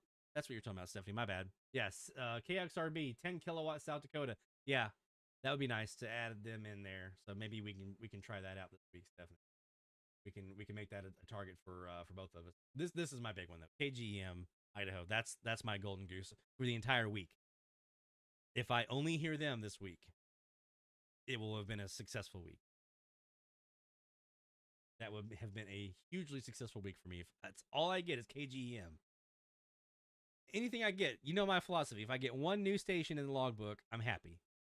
But if that station is KGEM and I hear nothing else for the entire week, the entire rest of the week is just static except for them, I will consider this a raging success. So there you go. All right. So let's see what did we have here at the top of the hour on 1140, and then we'll move on.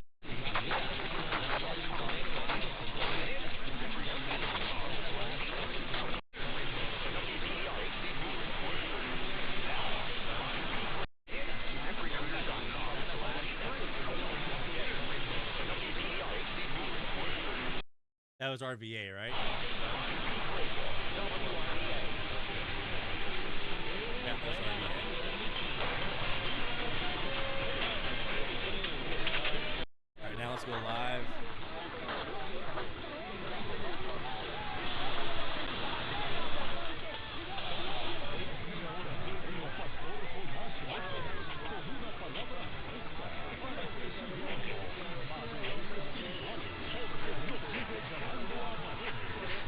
It's all the Latin stations for me on 1140. That's been the barrier for me. And then I didn't do 1130 here, audio wise. Joint and several of the most powerful KWKA Shreveport. That's what we get here. So I'll have to do some phasing and maybe some co-channel canceling maybe if I play with that this week to get rid of them. So let's take a quick break, and when we come back, we're gonna talk some TVDX. We're gonna talk some FMDX. Let me get the big screen going here. Actually, put this back. There we go. Yeah, we'll talk some TVDX. We'll talk some FMDX, and specifically, we're gonna talk about some autologger options and how that can be helpful for you in your FM and TV DX. So stay tuned, my friends. Don't go anywhere. More DX Central Live is coming up right after this. DX Central, because we're all about radio. Visit us at dxcentralonline.com or check us out on YouTube. Search DX Central. DX Central Live is brought to you in part by From the pages of its DX Monitor member bulletin, members of the International Radio Club of America share their domestic and international AM/DX loggings. In its Mexican log, a wealth of information can be found of stations from south of the border. Technical guides, sunrise, sunset maps, and more make the IRCA a must-join for any AM/DXer. For more information, log on to ircaonline.org. That's ircaonline.org. While the HF bands can be filled with entertaining and intriguing transmissions, how do you know when and where to look? Let Teague Publishing's Global Radio Guide lead the way. In addition to its exhaustive list of time and frequency for international broadcasters, radio hobby icon Gail Van Horn brings you equipment reviews, an SDR buyer's guide, feature articles, and more. Pick up your copy today. Visit teaguepublishing.com for more information. That's teaguepublishing.com. Since 1933, the National Radio Club has been serving AM/DXers while providing some of the most in-depth information in the hobby. From the annual NRC AM log, a must-have reference for domestic station information, to antenna design reference manuals, and of course, the DX News member bulletin, which is filled with station information updates, domestic and international loggings, and a whole lot more. Become a member today. For more information, log on to nationalradioclub.org. That's nationalradioclub.org. Through crashes of static in quiet hours, we listen. In languages we can scarcely understand, and of places we have only visited in our dreams, we listen. Incessantly, we perfect our array of aerials, receivers, and resources. We refine our skills and our techniques so that we might listen. We are DX Central, and we're all about radio.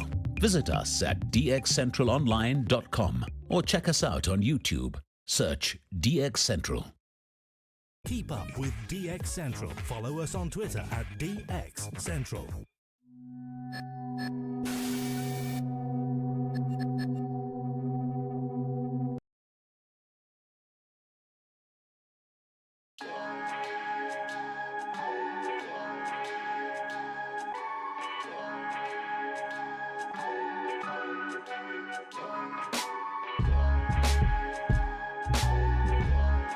From the DX Central North Shore Studios, this is DXC Live. Now here's your host, Lloyd Van Horn.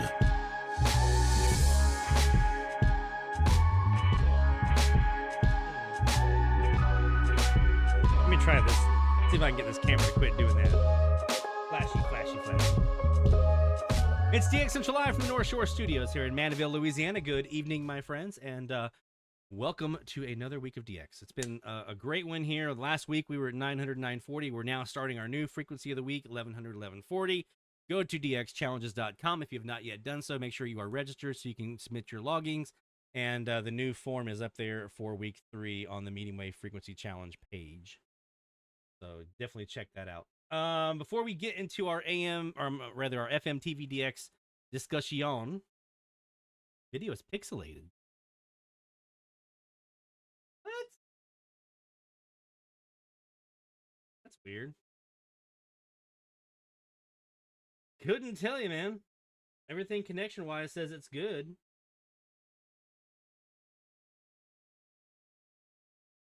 I know the video, the webcam is doing the whole blah, blah, blah thing, so we're going to change up this webcam, the backup. Camera 2, as it were. We're going to go to camera 2 here. Let's see. Let's go ahead and do some shout-outs here, because we got quite a few to get to, so I want to make sure you can have a chance to start those before we get too far into our discussion on FM and TV DX and autologgers and whatnot and stuff. So I apologize if the connection's not super great. I don't know. The connection here says everything looks good, so I don't know what's. Maybe Restream is having some funkiness. We'll have to put it through that.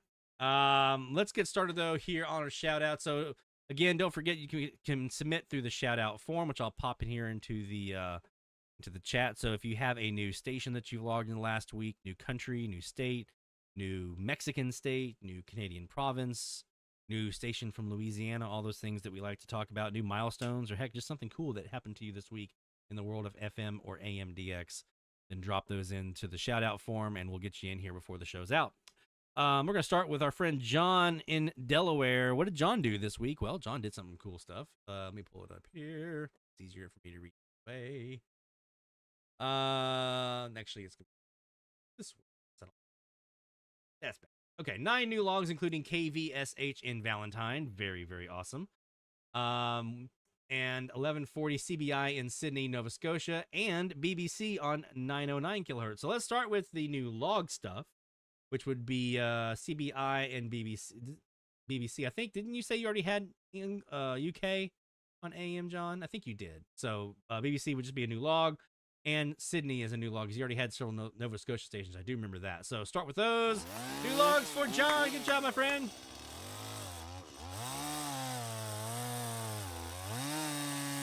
Yes, sir. We're sawing. We got the still out, and we're doing some sawing here.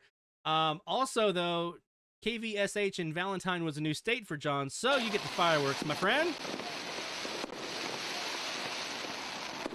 Woohoo!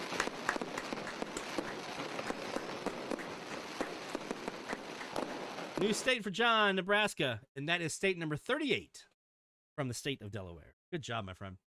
Moving along to Stephanie, our friend out in the Radio Hacienda down in the Palm Desert area of California, doing some DXing out there. KXLY 920 Spokane.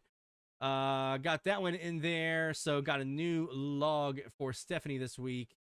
That is Washington number 16 from the Radio Hacienda. Good job, Stephanie.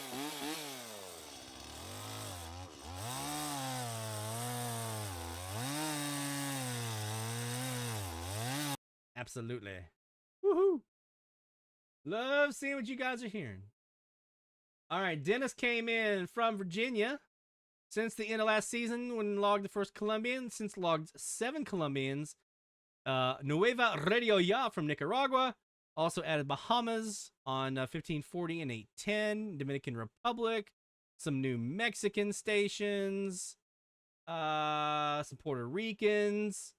Got a new DCAS up, so hopefully a chance to get into South America. We were talking about that in the Slack channel this week. I'll come back to that in a little bit when we get done with our RDS autologger discussion. Also, log 1280 in New Orleans this week. So we're going to start off with all of the new logs from the Central and South America and whatnot. So I know some of those are logs. There you go, Dennis. But also some of those qualify for a stamp on le passport. We just got to find ourselves a nice little spot right here. There's a little spot. Let's grab the stamp. There you go. You are ready to go, buddy. And with that new station from Louisiana, we get you a little bit of that gumbo. Or jambalaya, as it were. Had a po' boy earlier today. Roast beef po' boy. Oh, it was so good. I know, Sean, you're still waiting on yours.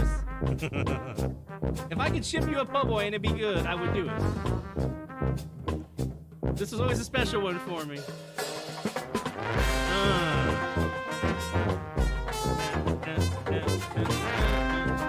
Yes, sir. It's Mardi Gras time, you know.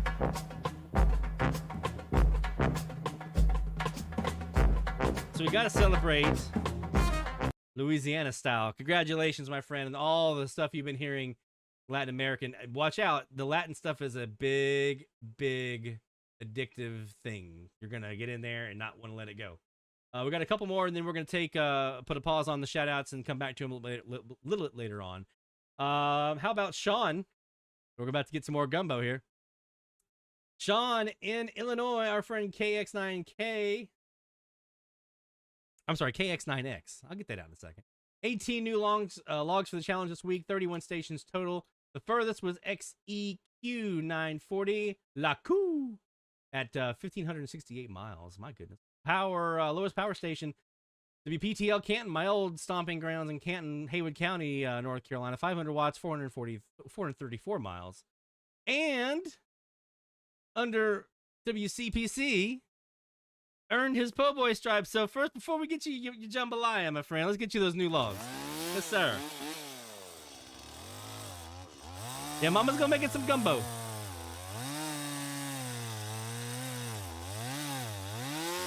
I got to try my hand at making the roux. I don't want to burn that bad boy. And we're going to get you that jambalaya now, Sean. Here you go. Yes, sir. Let's la bon temps roulé.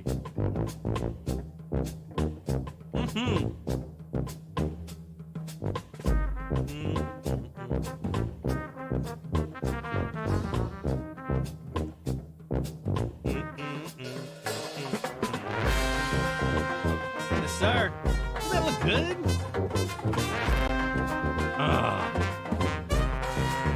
Can't wait. Can't wait to give myself a chance to try. I've had my first king cake of the year, but I haven't made a pot of gumbo yet. Make dirty rice all the time. That's our dish here in this house. We love the dirty rice. Good job, Sean. Tom Laskowski. What you got, Tom? Well, Tom and Barry are both in the same boat here. So Tom heard a station that's been the top of the most wanted list. Actually, I need to rewrap. There we go. Top of the most wanted list since I began. This is Tom's entry. Since I began DXing almost 50 years ago, finally put into the log. 1000 KNWN Seattle, formerly Como, was first heard Wednesday night with a decent signal at times under Megapest WMVP Chicago. Apparently on their day pattern, and were an easy match to Washington area SDR. I did manage to hear an ID after a few hours of listening. Now to try and log Oregon for state number 48. Woohoo! And also added 3 other new logs: KASI Iowa, and KWSL Iowa, and KJLT Nebraska. I tried for them, couldn't find them. Say you had a good week. Damn right you did. We're gonna start off with the states. New state, Washington. Yeah, buddy. Look at that. Seriously, think about this for a second. Tom's in Indiana. You're in Washington. That's just awesome. Awesome, awesome, awesome. And also, we're going to get you some more logs in here, and we're going to saw you up some good wood here, my friend.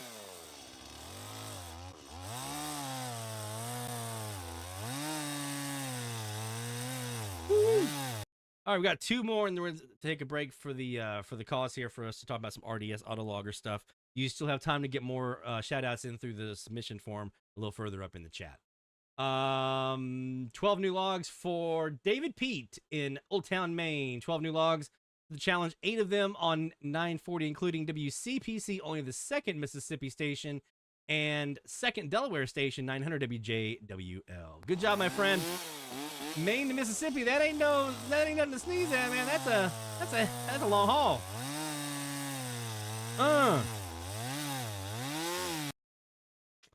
Nicely done, my friend. And our friend Barry, not to be left out of this fun stuff, with new state number 43 for Barry from Crossville, Tennessee, just out west of Knoxville area in the foothills of Tennessee. Hearing KNWN Seattle, Washington, 1000 kilohertz. Last night, matched him up on the live stream. Used the code channel canceller and SDR Sharp to get rid of WMVP and make that one happen, Captain. So good job, my friend. You too. Get the fireworks.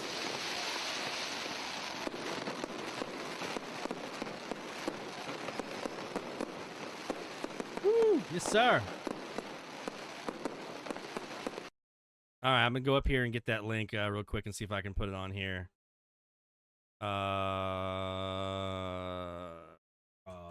Good.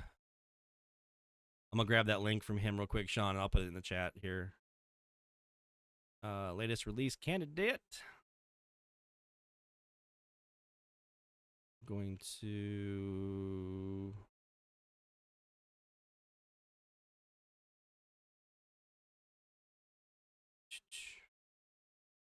Yes, that should be. There we go. That's the link right there. Oh, Bill got us too. So you should be good to go now. You want to get in there and get in on the new SDR Sharp. They're moving to a new infrastructure anyway, so we have to download it anyway. So it's a good time to go ahead and play with it, try out the code channel canceller, and see what you got. All right, so let's talk a bit real quick about autologgers. So go, if you are interested, if you are a AM, FM, I'm sorry, an FM TV DXer, either or both. Go to rabbitears.info, I-N-F-O. Put up on the screen up here for you guys to take a look at with me. Rabbitears.info. So you've got a couple of options here. They do two kind of auto loggers. I'm going to show them both here on the screen. The first one that kind of started the whole thing for them was the TV DX. So basically what the TV auto logger does, I'll show the full reception map here of everybody, is it scans the TV channels, looking for any station that's going to receive using whatever antenna you might have outdoors. So I've got a little cheapy Amazon TV antenna that I got when I first moved here to Louisiana, just so I could get local TV stations. And it's currently in use for me to be able to use that for my auto logger. I'm going to replace it eventually with something probably omnidirectional, but in the meantime, this will do. So what it basically is doing, I think there are some different options you can use, but I'm using HD Home Run, which you would also need to go probably to Amazon or one of the websites to buy an HD Home Run box. They're pretty cheap. You can find them on eBay, pretty cheap. I've got the, I think, 4-channel version that has 4K and all that kind of stuff, because I was going to use this for my TV use, which I've since replaced my TV, and this is now exclusively DX. So you don't have to do that. You can do like the 2-channel version. That work fine. But basically what it does, and I'll show you here. HD. Here is Silicon Dust is the website, so that you can find information about their boxes here. And so with this rabbit ear setup, basically what you do is you get this box, you plug your antenna into it. It doesn't have to be near your TV. I suggest that you put the box somewhere where you can run an Ethernet cable. That seems to work really, really well with that. You can do a Wi-Fi connection, but if you're going to be doing any kind of streaming where you watch it on the TV or like, your computer, you're watching the video, you probably want to have an Ethernet connection just to make sure you have the fastest speed possible. If you're not doing that, probably not as big a deal. But basically what this does is it actually sits there and it scans all of your TV channels constantly. It's constantly scanning. It runs as a task on your computer, basically. And because you're gonna install some software on your computer that looks at that box, and it's gonna then see it as a device on your network, and it's gonna be scanning all those channels, your antenna outside, capturing whatever it sees. And you'll see here on the map, these are all the different auto loggers that are out there for TV.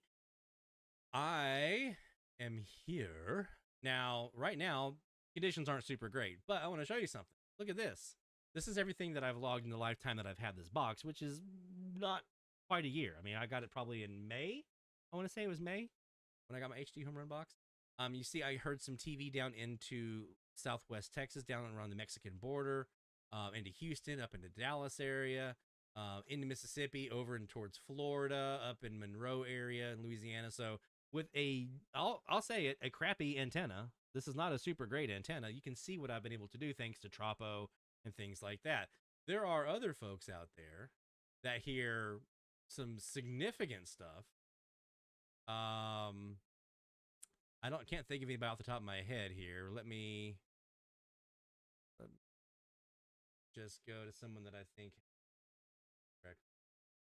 Gonna pick someone at random. How about that? We're gonna pick randomly Virginia Beach. I just happen to see. And look at that setup, all the way up into New York and things like that in the last 24 hours. Oh, that's all time. Okay, never mind. So that's another person's here. From Virginia Beach up into New York, up and down the coastline. That's some Tropo, guarantee it. So you can see, it's basically going to sit there, and every time it runs into a station, it's going to capture that in a log, and then that log plugs into an account that you have set up with rabbit ears, and that account then populates on the map what your HD Home Run box is receiving, catching, and logging, right? We have the same thing on the FM side.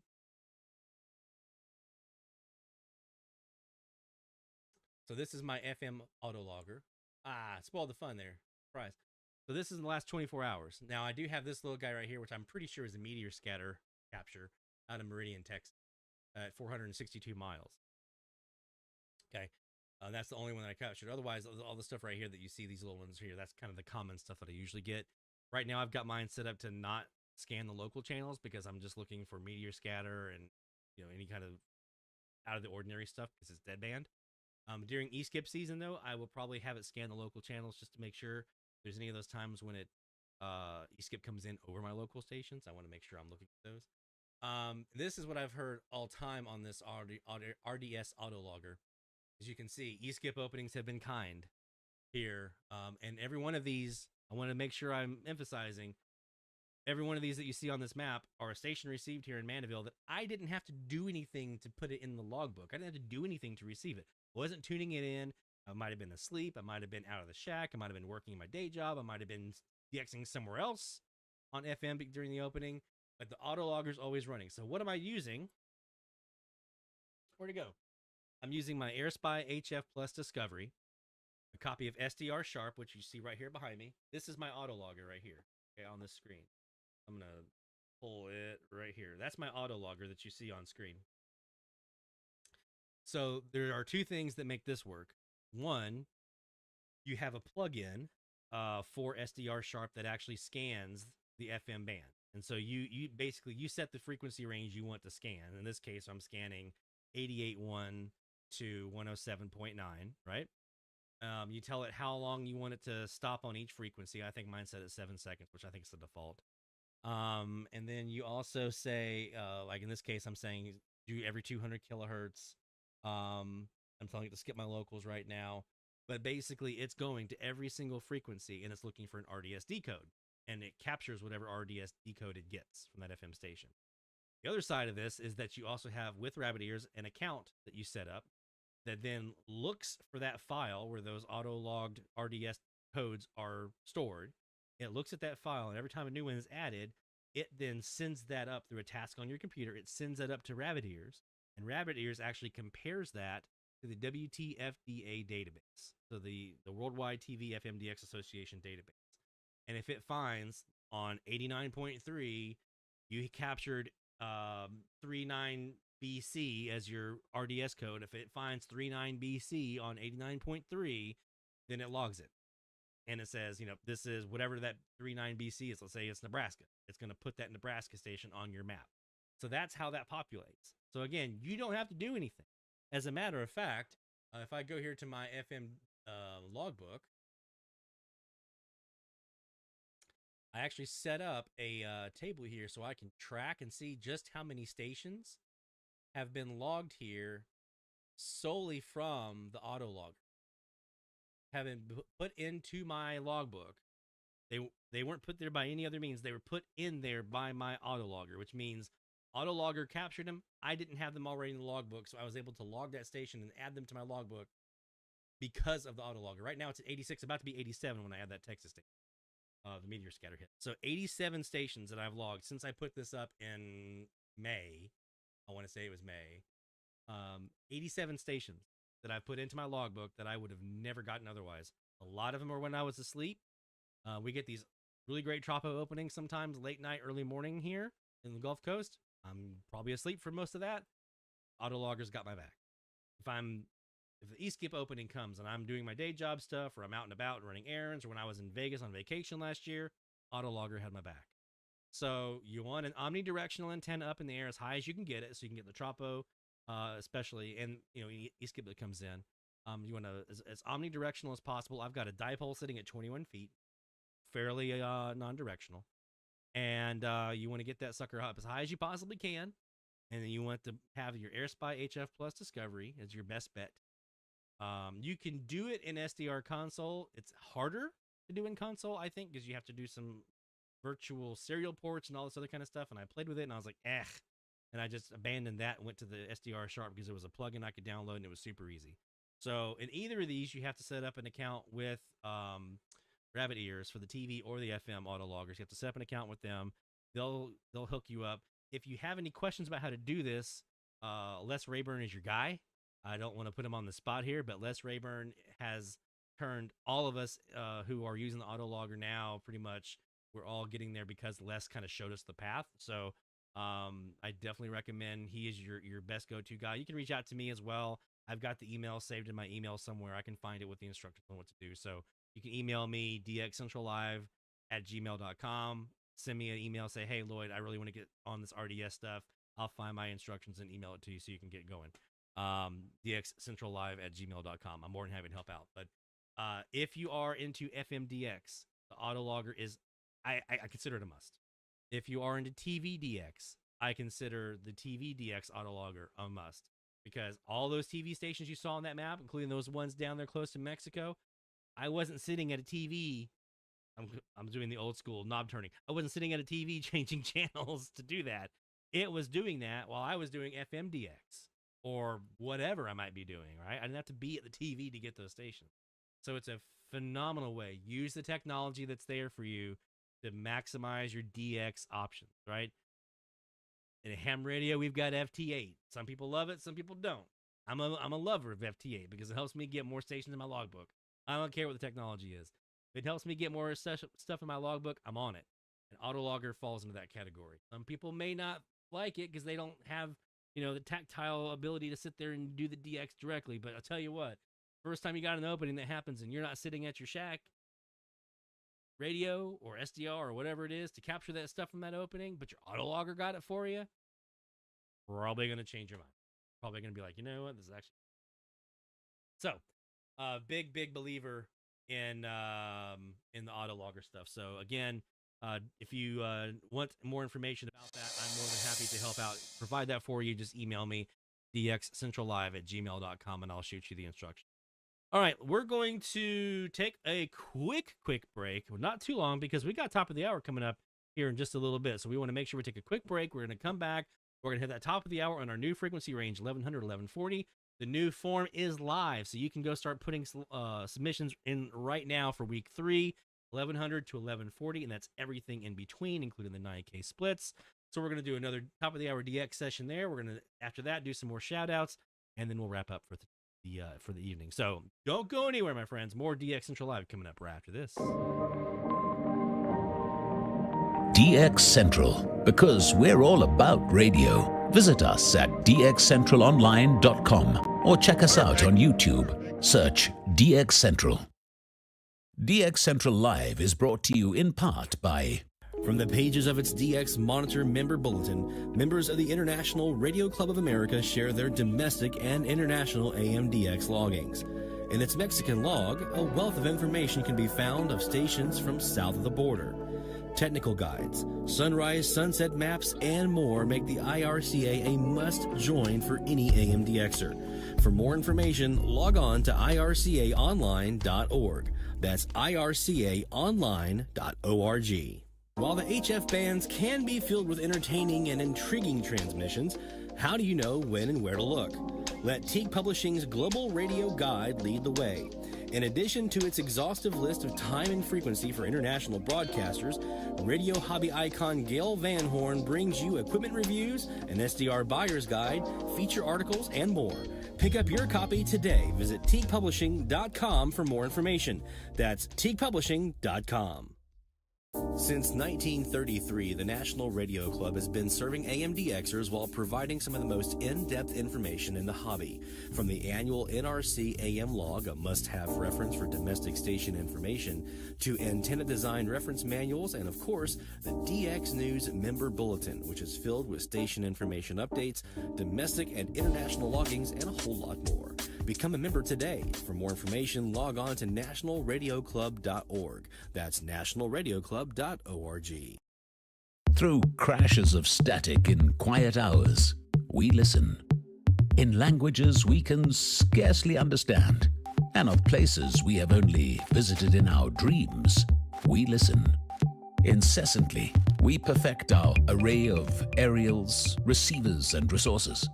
We refine our skills and our techniques so that we might listen. We are DX Central, and we're all about radio. Visit us at dxcentralonline.com or check us out on YouTube. Search DX Central. Keep up with DX Central. Follow us on Twitter at DX Central.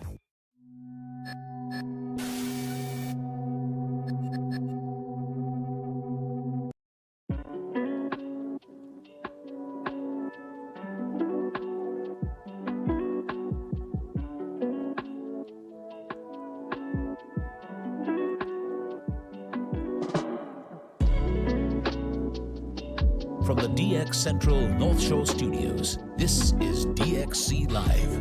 Now here's your host, Lloyd Van Horn.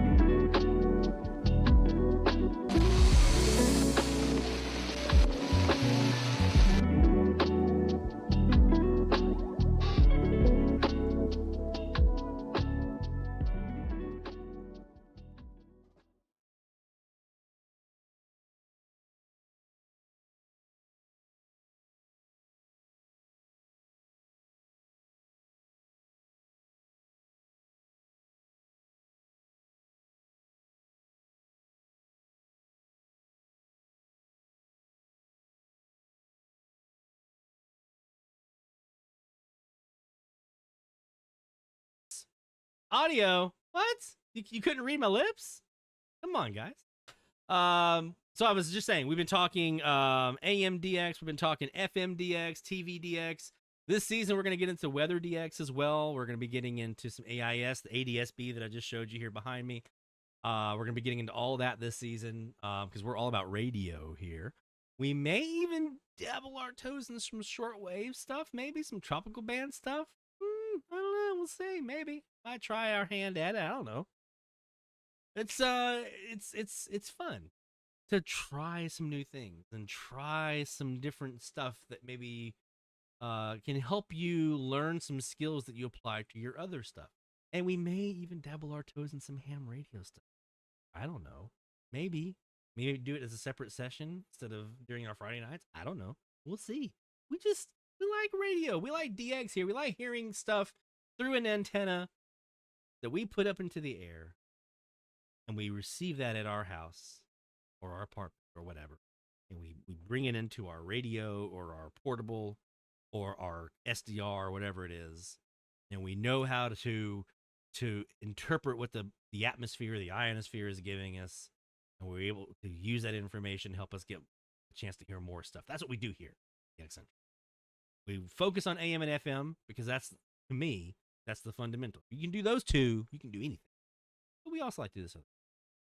All right, we're getting close to the top of the hour time frame, so that means we're about to do some more live DX. And after the top of the hour, we're going to be putting in some more shout outs. So we got round 2 of the shout outs coming in, so make sure you get your shout outs in through the shout out form. I'm going to say shout out one more time if I can. Shout out.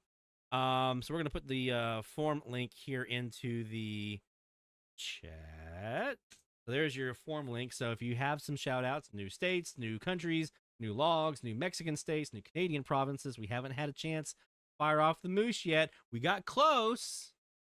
We got really close. John in Delaware heard Nova Scotia, but he'd already had Nova Scotia in the logbook. So it wasn't a new province. Didn't have a new province. We couldn't launch the moose. We couldn't put the moose loose. So we may have, if you have a new Canadian province, get you your shout out now. We want to get the moose loose. That's like a highlight around here. We all love the moose. All right. So we are getting ready for some live DX. Of course, this live DX session brought to you by International Radio Club of America, IRCA Online, and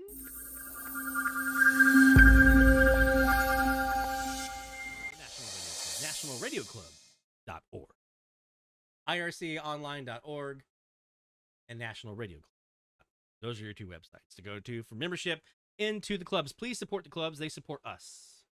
And for many of us, that's where we got our start. That's how we learned a lot of what we know today. So make sure you support the clubs because they support the hobby. And without the clubs, the hobby is lesser forward. Just, it is. All right, we're looking here on 1100 to 1140. We did last hour, we looked on the north wire. Let's look on the northwest wire for this hour and see if we have anything out west.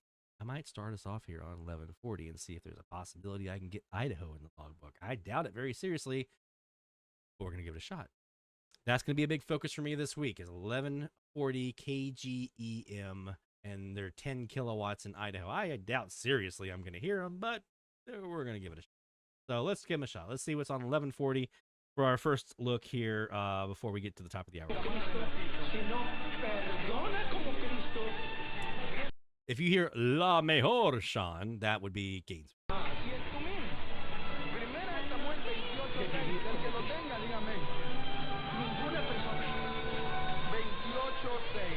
tenemos, hermanos.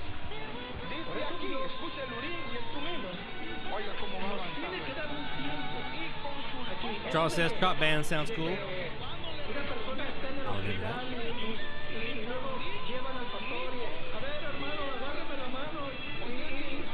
Yo sé que no puede contestar, pero si puede, si me entiende, nomás apriéteme la mano. ¿Quiere recibir a Cristo?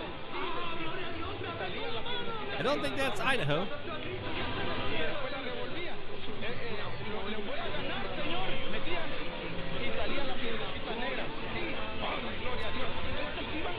ZFG very weak on 1100.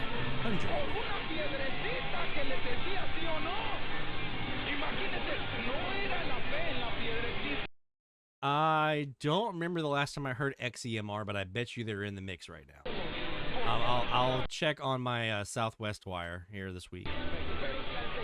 Take care, Stephanie. Thank you for being here, my friend. Have a good dinner. We'll see you next week. Let's shoot down here to 1100. As soon as the Super Bowl's over. Now, you have that interlude. You have spring football, the mishmash of whatever it is. I check in on that. I go to the Northeast wire. But it doesn't. It's not enough to satisfy me. I think that's where we have okay. SGI. Tackle football, they call themselves pros, but it's not good enough. Northwest wire, though. And college, for that matter. Because college is semi-pro these days. All right. When we return on the other side of the upcoming break, we will keep talking Browns, Texans, talk some Cavaliers, maybe some Guardians on News Radio WQAM 1100 and 106.9 FM.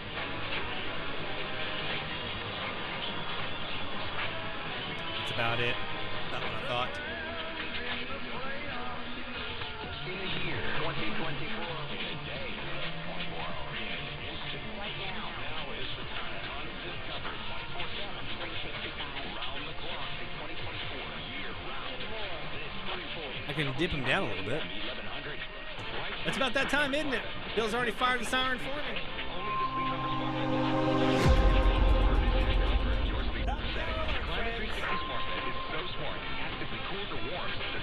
Going red, looking for IDs. Here we go. The Clean Speed Number C2 Smart Bed is now only $9.90. Plus, free home delivery will be all home base. Ends Monday. Prices higher in Alaska and Hawaii. Find a store near you at speednumber.com. Do you owe the IRS $10,000 or more in back taxes? Are you being audited or investigated? Has the IRS sent you a letter demanding payment? You may not owe what they claim. Make this free call to the tax doctor now. Let them negotiate with the IRS on your behalf. Call 800-631-9123. 800-631-9123. That's 800. It's going to be tough escaping adjacent channel splatter this week for some of us. Like, I have 1090. Cigars. Which has been kicking my butt. But I've also got 1110. Gonna kick my butt with Mexico. 1120. Gonna kick my butt. 1130. Gonna kick my butt. So this is gonna be a tough week on some adjacent channel splatter.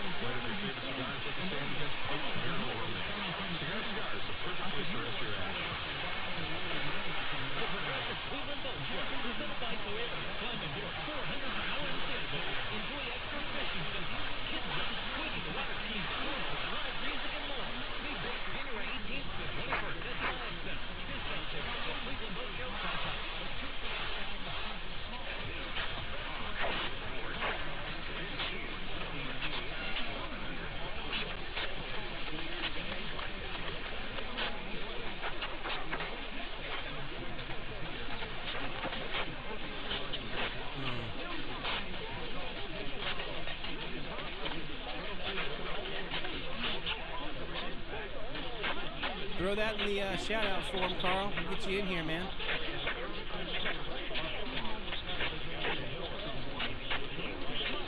Here's that link if you missed it.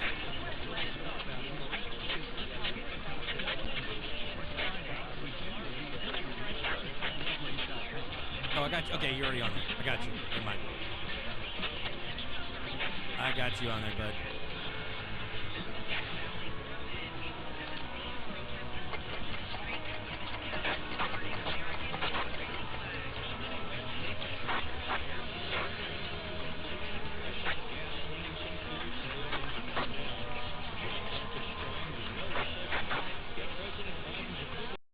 So we're looking northwest. I've got WTAM in there weak, and I think that the station that's in there with the little music right now is probably WSGI here in Springfield, Tennessee. So those are the first two that we've got here in the challenge so far, from last hour and from this hour. Let's go ahead and move to 1110. Again, this week, big time on Sunset Sunrise. That's going to be your gray line is going to be your key to success this week. If you aren't doing gray line, you're not going to have as many stations as you would if you did gray line, because once those nighttime clear channel stations settle in, they settle in, and it's going to be tough to get anything else out of there and squeeze anything else out. Let's go 1110. El deporte suena.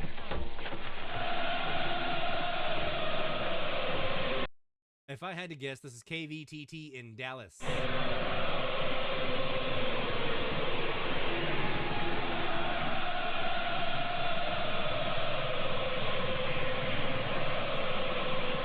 No, actually, no. Is there Radio Red 1110 AM? That's Mexico, yeah. Radio Red. I was confusing him with another Dallas station. Radio Red 1000. And it sounds like there's another station in there too that might be a Latin American.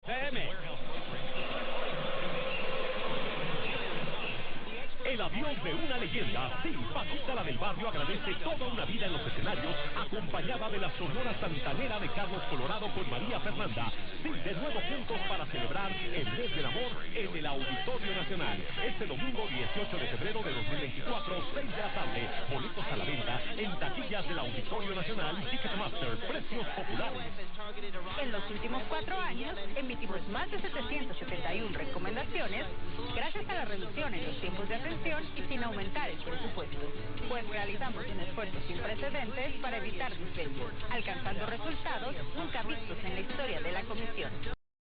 There's a possibility I could have had to be TIS in Tampa there for a split second. Well, no, they should be off the air right now. Should be off the air, so it should be just BT, KFAB, and Radio Red. So maybe Angulo might have been in there. I heard another Spanish station in there briefly underneath Mexico. So possibly Cuba. I don't know. We'll see. Let's go to 11:20 now and see what we got here at the top of the hour. I'm gonna take a stab and say timeout. They can make some substitutions. It's a 5-point game with 20 seconds.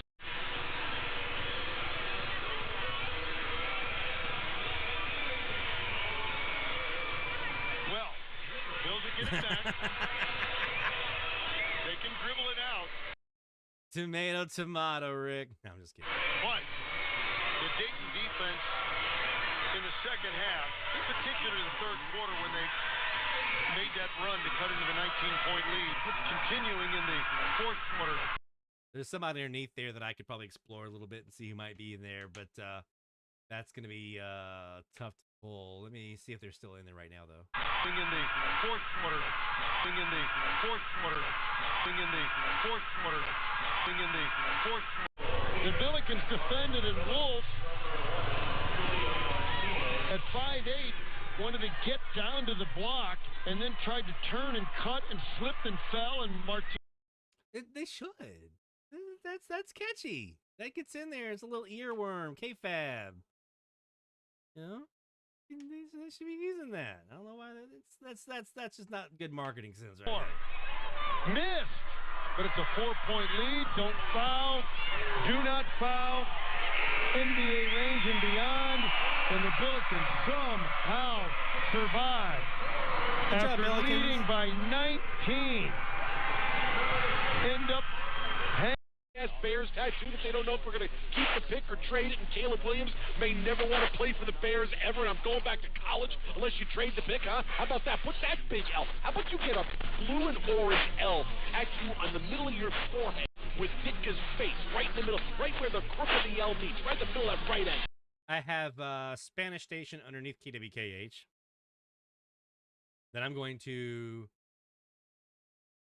intelligently assume is WLBA engagement. Well, look, tons of big news because Pete Carroll is still mad that he's not the head coach a day later. Gerard Mayo's in with New England, and Kalen DeBoer has left Washington for Alabama. So now Alabama's body. This antenna, this north antenna at 15 degrees, which is kind of pointing right here at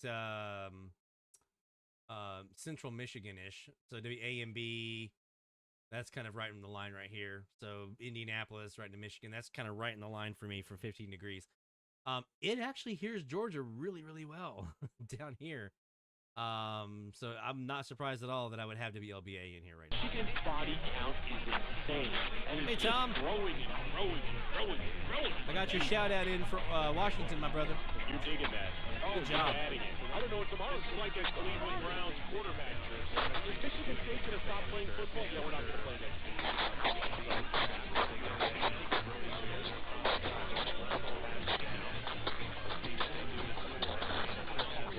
That sounds like Gainesville. You're listening for La Mejor.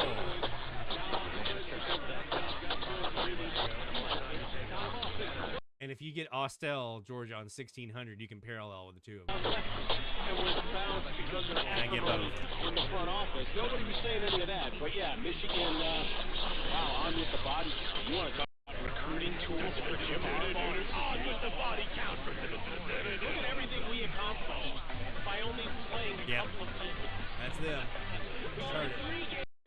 In the front office, nobody was saying any of that. But yeah, Michigan, wow, on with the body count. You want to talk about recruiting tools for Jim Harbaugh? On with the body count. Look at everything we accomplished. There it was. By only playing a couple of people.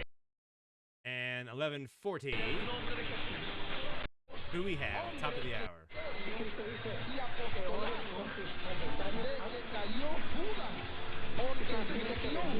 Para irse a su propio lugar y le echaron suerte y la suerte cayó sobre Matías y fue contado con los 11.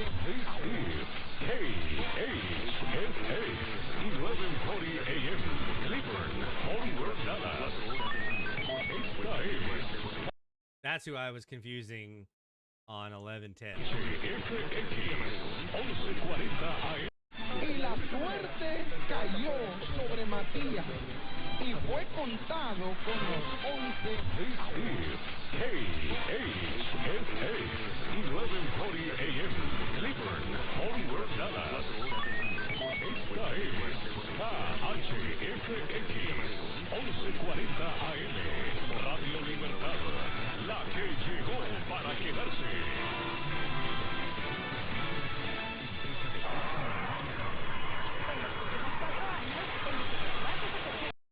Not bad for 700 watts, huh? Wink. Pretty nice, loud, clear ID. I mean, 700 watts from Dallas to here is definitely doable. That little R2D2 sound there might make them easy to hear if you're looking for them. All right, so let's take a look really quick. Gonna refresh my week 3 page here.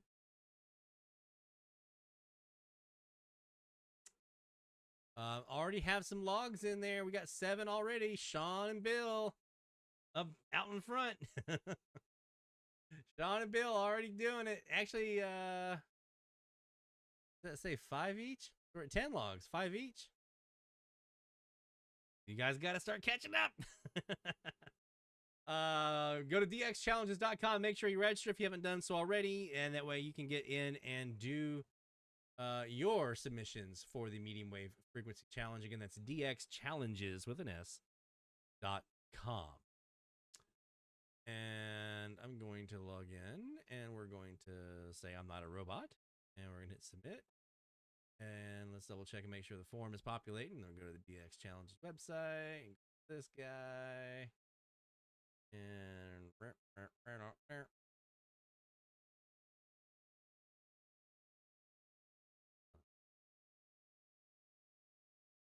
all right. Yep. So there's the. I just hit refresh. Now my form shows up. So there we go. And yes, we already have. It says 7, but we got 10 logs here. Some of these little tables and counters and things update on different refreshes. That's just the service that they're coming through. I wish I could do better than what we have. I've tried, but at least we have something that works. So we already got WTAM in here, RVA, WBBR, UPE, WLBA, WBT, KMOX. Those are some low-hanging fruit in there. So working very well so far. Good to see. Good to see. Let me expand this guy out. Look at our map. Yep, that's what I would expect to see as well. So we're looking good. Yep. Right now, our top mileage is Sean, 749 miles to WBBR in New York. So get your logs in, dxchallenges.com. And if you haven't done so already, make sure you register. That way you can get some stuff in there and get your name into the books. As Bill said, start with that low-hanging fruit, man. This week's got a lot of it. This week's got a lot of low-hanging fruit. You can get in there and get that stuff down pretty quick, and then let you really focus in on trying to use those gray line times to squeeze out the rest. Let us look at our shout-outs page, because we got another round of shout-outs here I want to make sure we get in before we adjourn tonight. Give you guys a chance to get back into it and do some DX. We're going to start with our friend Carl DeWitt in Tennessee. Guess what? Carl got himself a new one. Not just a new log, but a new state. 15 new logs, 12 in the challenge frequencies. Hit his 600th station, 600th station. My eyes are going bad. From Kingsport, Tennessee, when he heard WHLO 640 in Akron, Ohio tonight. That was station number 6. So you did. Okay. Remember last night you were at 599. So you got the 600 tonight. Good job, my friend. I don't have a 600 milestone, but we're going to give you the big clap on that one, my friend. Good job. But 920 WHJJ, Rhode Island. That's a new state for Carl. So guess what?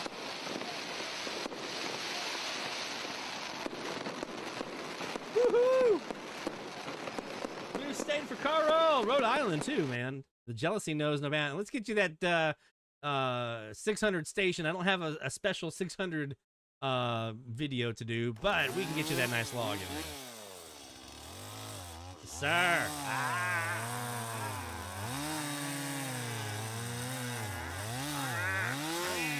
Isn't it crazy, Sean, how sometimes you realize you have that like station, you're like, why the hell do I not have this one in my logbook? I'm going through that exercise right now with 50K New York stations. I was shocked. I didn't have WABC. I didn't have, I don't have WINS. I don't have BBR, which those are a little harder from here. But I didn't have WABC in my logbook. I don't know how I missed that one. Yeah, whatever.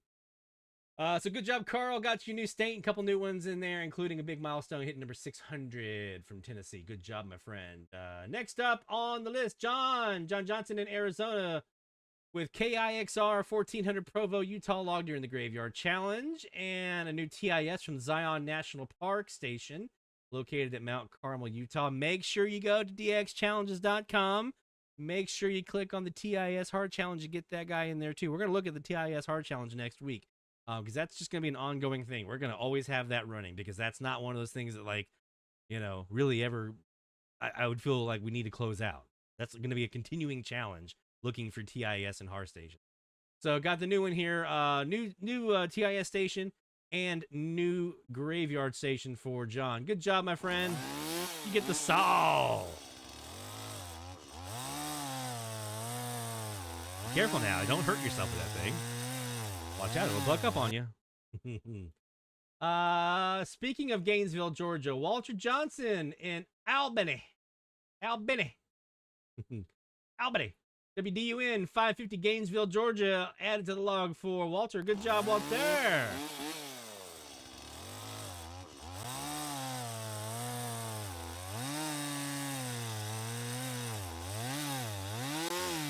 Good job, my friend. Yeah, you know, it's funny, Barry, when I was a younger DXer back in the 90s, before the expanded band was the expanded band, I would sit on 1610 listening to Anguilla and 1620 looking for TIS stations. I bought I was fascinated by this topic. I bought a book, I think I still have it up here, on TIS stations. I have since found it's not super easy. Back in the day, I would be sitting in the mountains in North Carolina, and I'd have Chicago would come in. I had Texas stations coming in. It was, stuff from all over the place coming in. These TIS stations just fading in and fading out. You have another one coming in, kind of like a graveyard kind of thing. Doesn't really happen anymore. Even with 1610, I don't know if CHHA is just clearing the way out, and like I've tried 530 as well. But yeah, back in the day, that was a lot of fun listening for TIS stations on the expanded band before it was actually the expanded, before they actually started putting stations on the expanded band. I used to go up there and just prowl for TIS, and it was a lot of fun. All right, Bill Curry. Our oops, I didn't want to do that. Okay. Our master mod, Ben Hammer, and all-around great guy up in Michigan. Let me tell you what Bill did this week. 10 new ones is what Bill did. Actually, I do need that because I can't read that. Okay, 900 WFIA in Louisville. 920 WGHQ in Kingston, New York. 930 WKBM in Sandwich, Illinois. I'm sorry. 930 WSFV up the road from me in Jackson, Mississippi. 940 KIXZ in Amarillo. 940 KTFS in Texarkana. Got in on that Valentine action. KVSH also 940. Also 940. WKGM in Smithfield, Virginia. Also 940. WKYK up in Yancey County, Burnsville, North Carolina. Also, actually not on 940. 960 WATS in Sayre, Pennsylvania. All new stations for our friend Mr. Bill up in Michigan. Good job, Bill. You get the saw, my friend.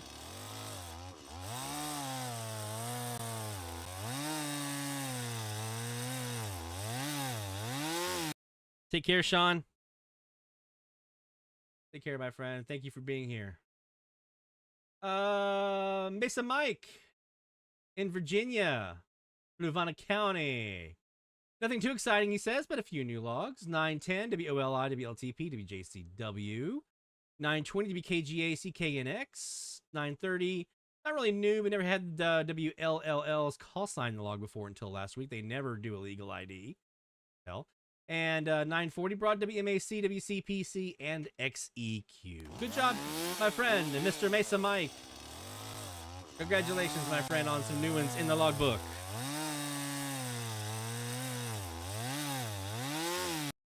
Yes, sir.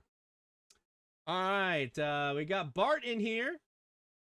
The man who tells, I don't know if you've ever seen Bart's post when he gets new logs up on social media. He tells amazing stories whenever he gets them. He adds color to it. It's not just heard this station. It's like from the mountains of the Sierra Nevada mountains to the mountains of Tennessee. Like he paints a picture with words. He's a wordsmith beyond compare. So Bart up in Tennessee had 4 new captures this week. A couple of his favorites included Radio Progresso on 900 out of Cuba, and Texas KTFS 940 in Texarkana, popular station this week. KTOY Gospel 105.9 ID on that one. So got a couple of new ones in there. Specifically, the Texas and the Cubans were the favorites for Bart this week. Good job, my friend, on the new ones in the logbook 10. That's another solid log for you, my friend.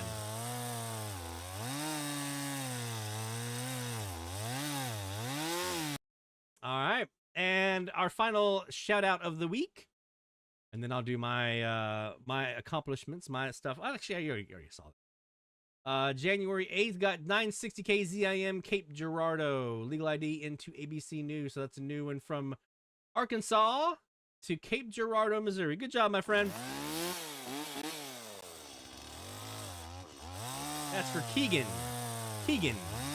Did I mention that, right? That was Keegan. I can't remember if I said his name. Keegan up in Arkansas with KZIM and Cape Girardeau. Good job, my friend. To have that one added to the logbook. All right, so did I have actually? I showed you guys with the stuff I got on my new antenna. But let me see if was there anything else in here that I got this week that I thought was share worthy. I think there was a couple things. I feel like there was. What was it? We already talked about the ones from the new antenna. So we talked about KVSH in Nebraska, popular one this week. Before that, we also added a couple of stations in Missouri and one in Iowa. KICK in Springfield, Missouri on Graveyard. KFAL in Fulton, Missouri on 900. That was a cool one to add. Didn't have them before this week. The challenge brought that one. KYFR 920 in Shenandoah, Iowa. That was a new one this week. Yep.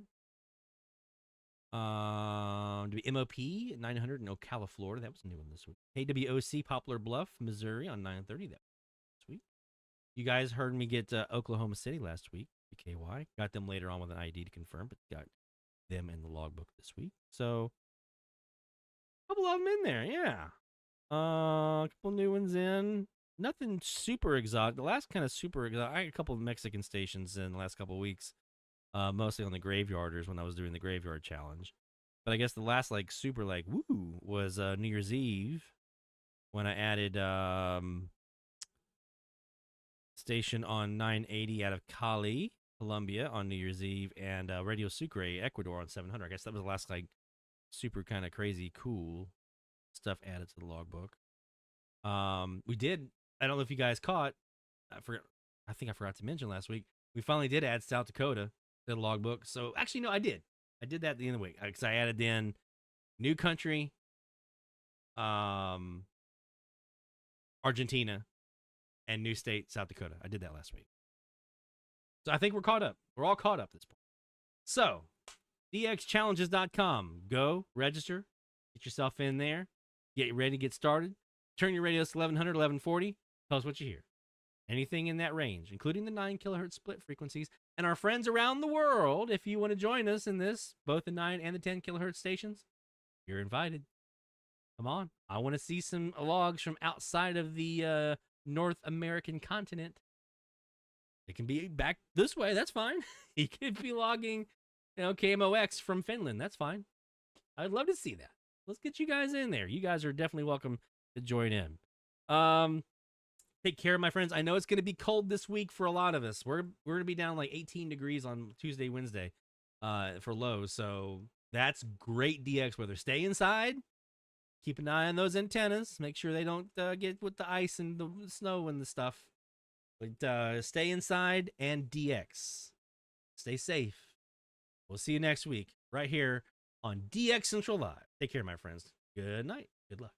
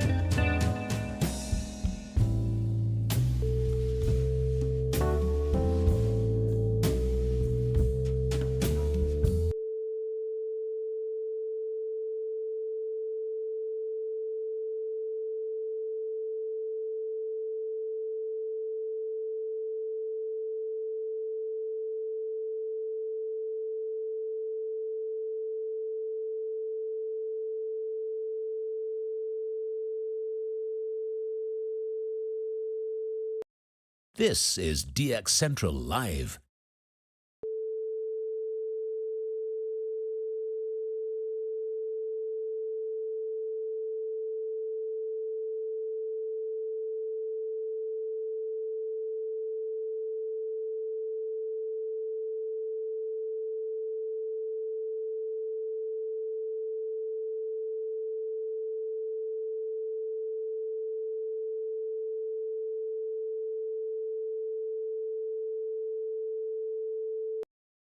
This is DX Central Live.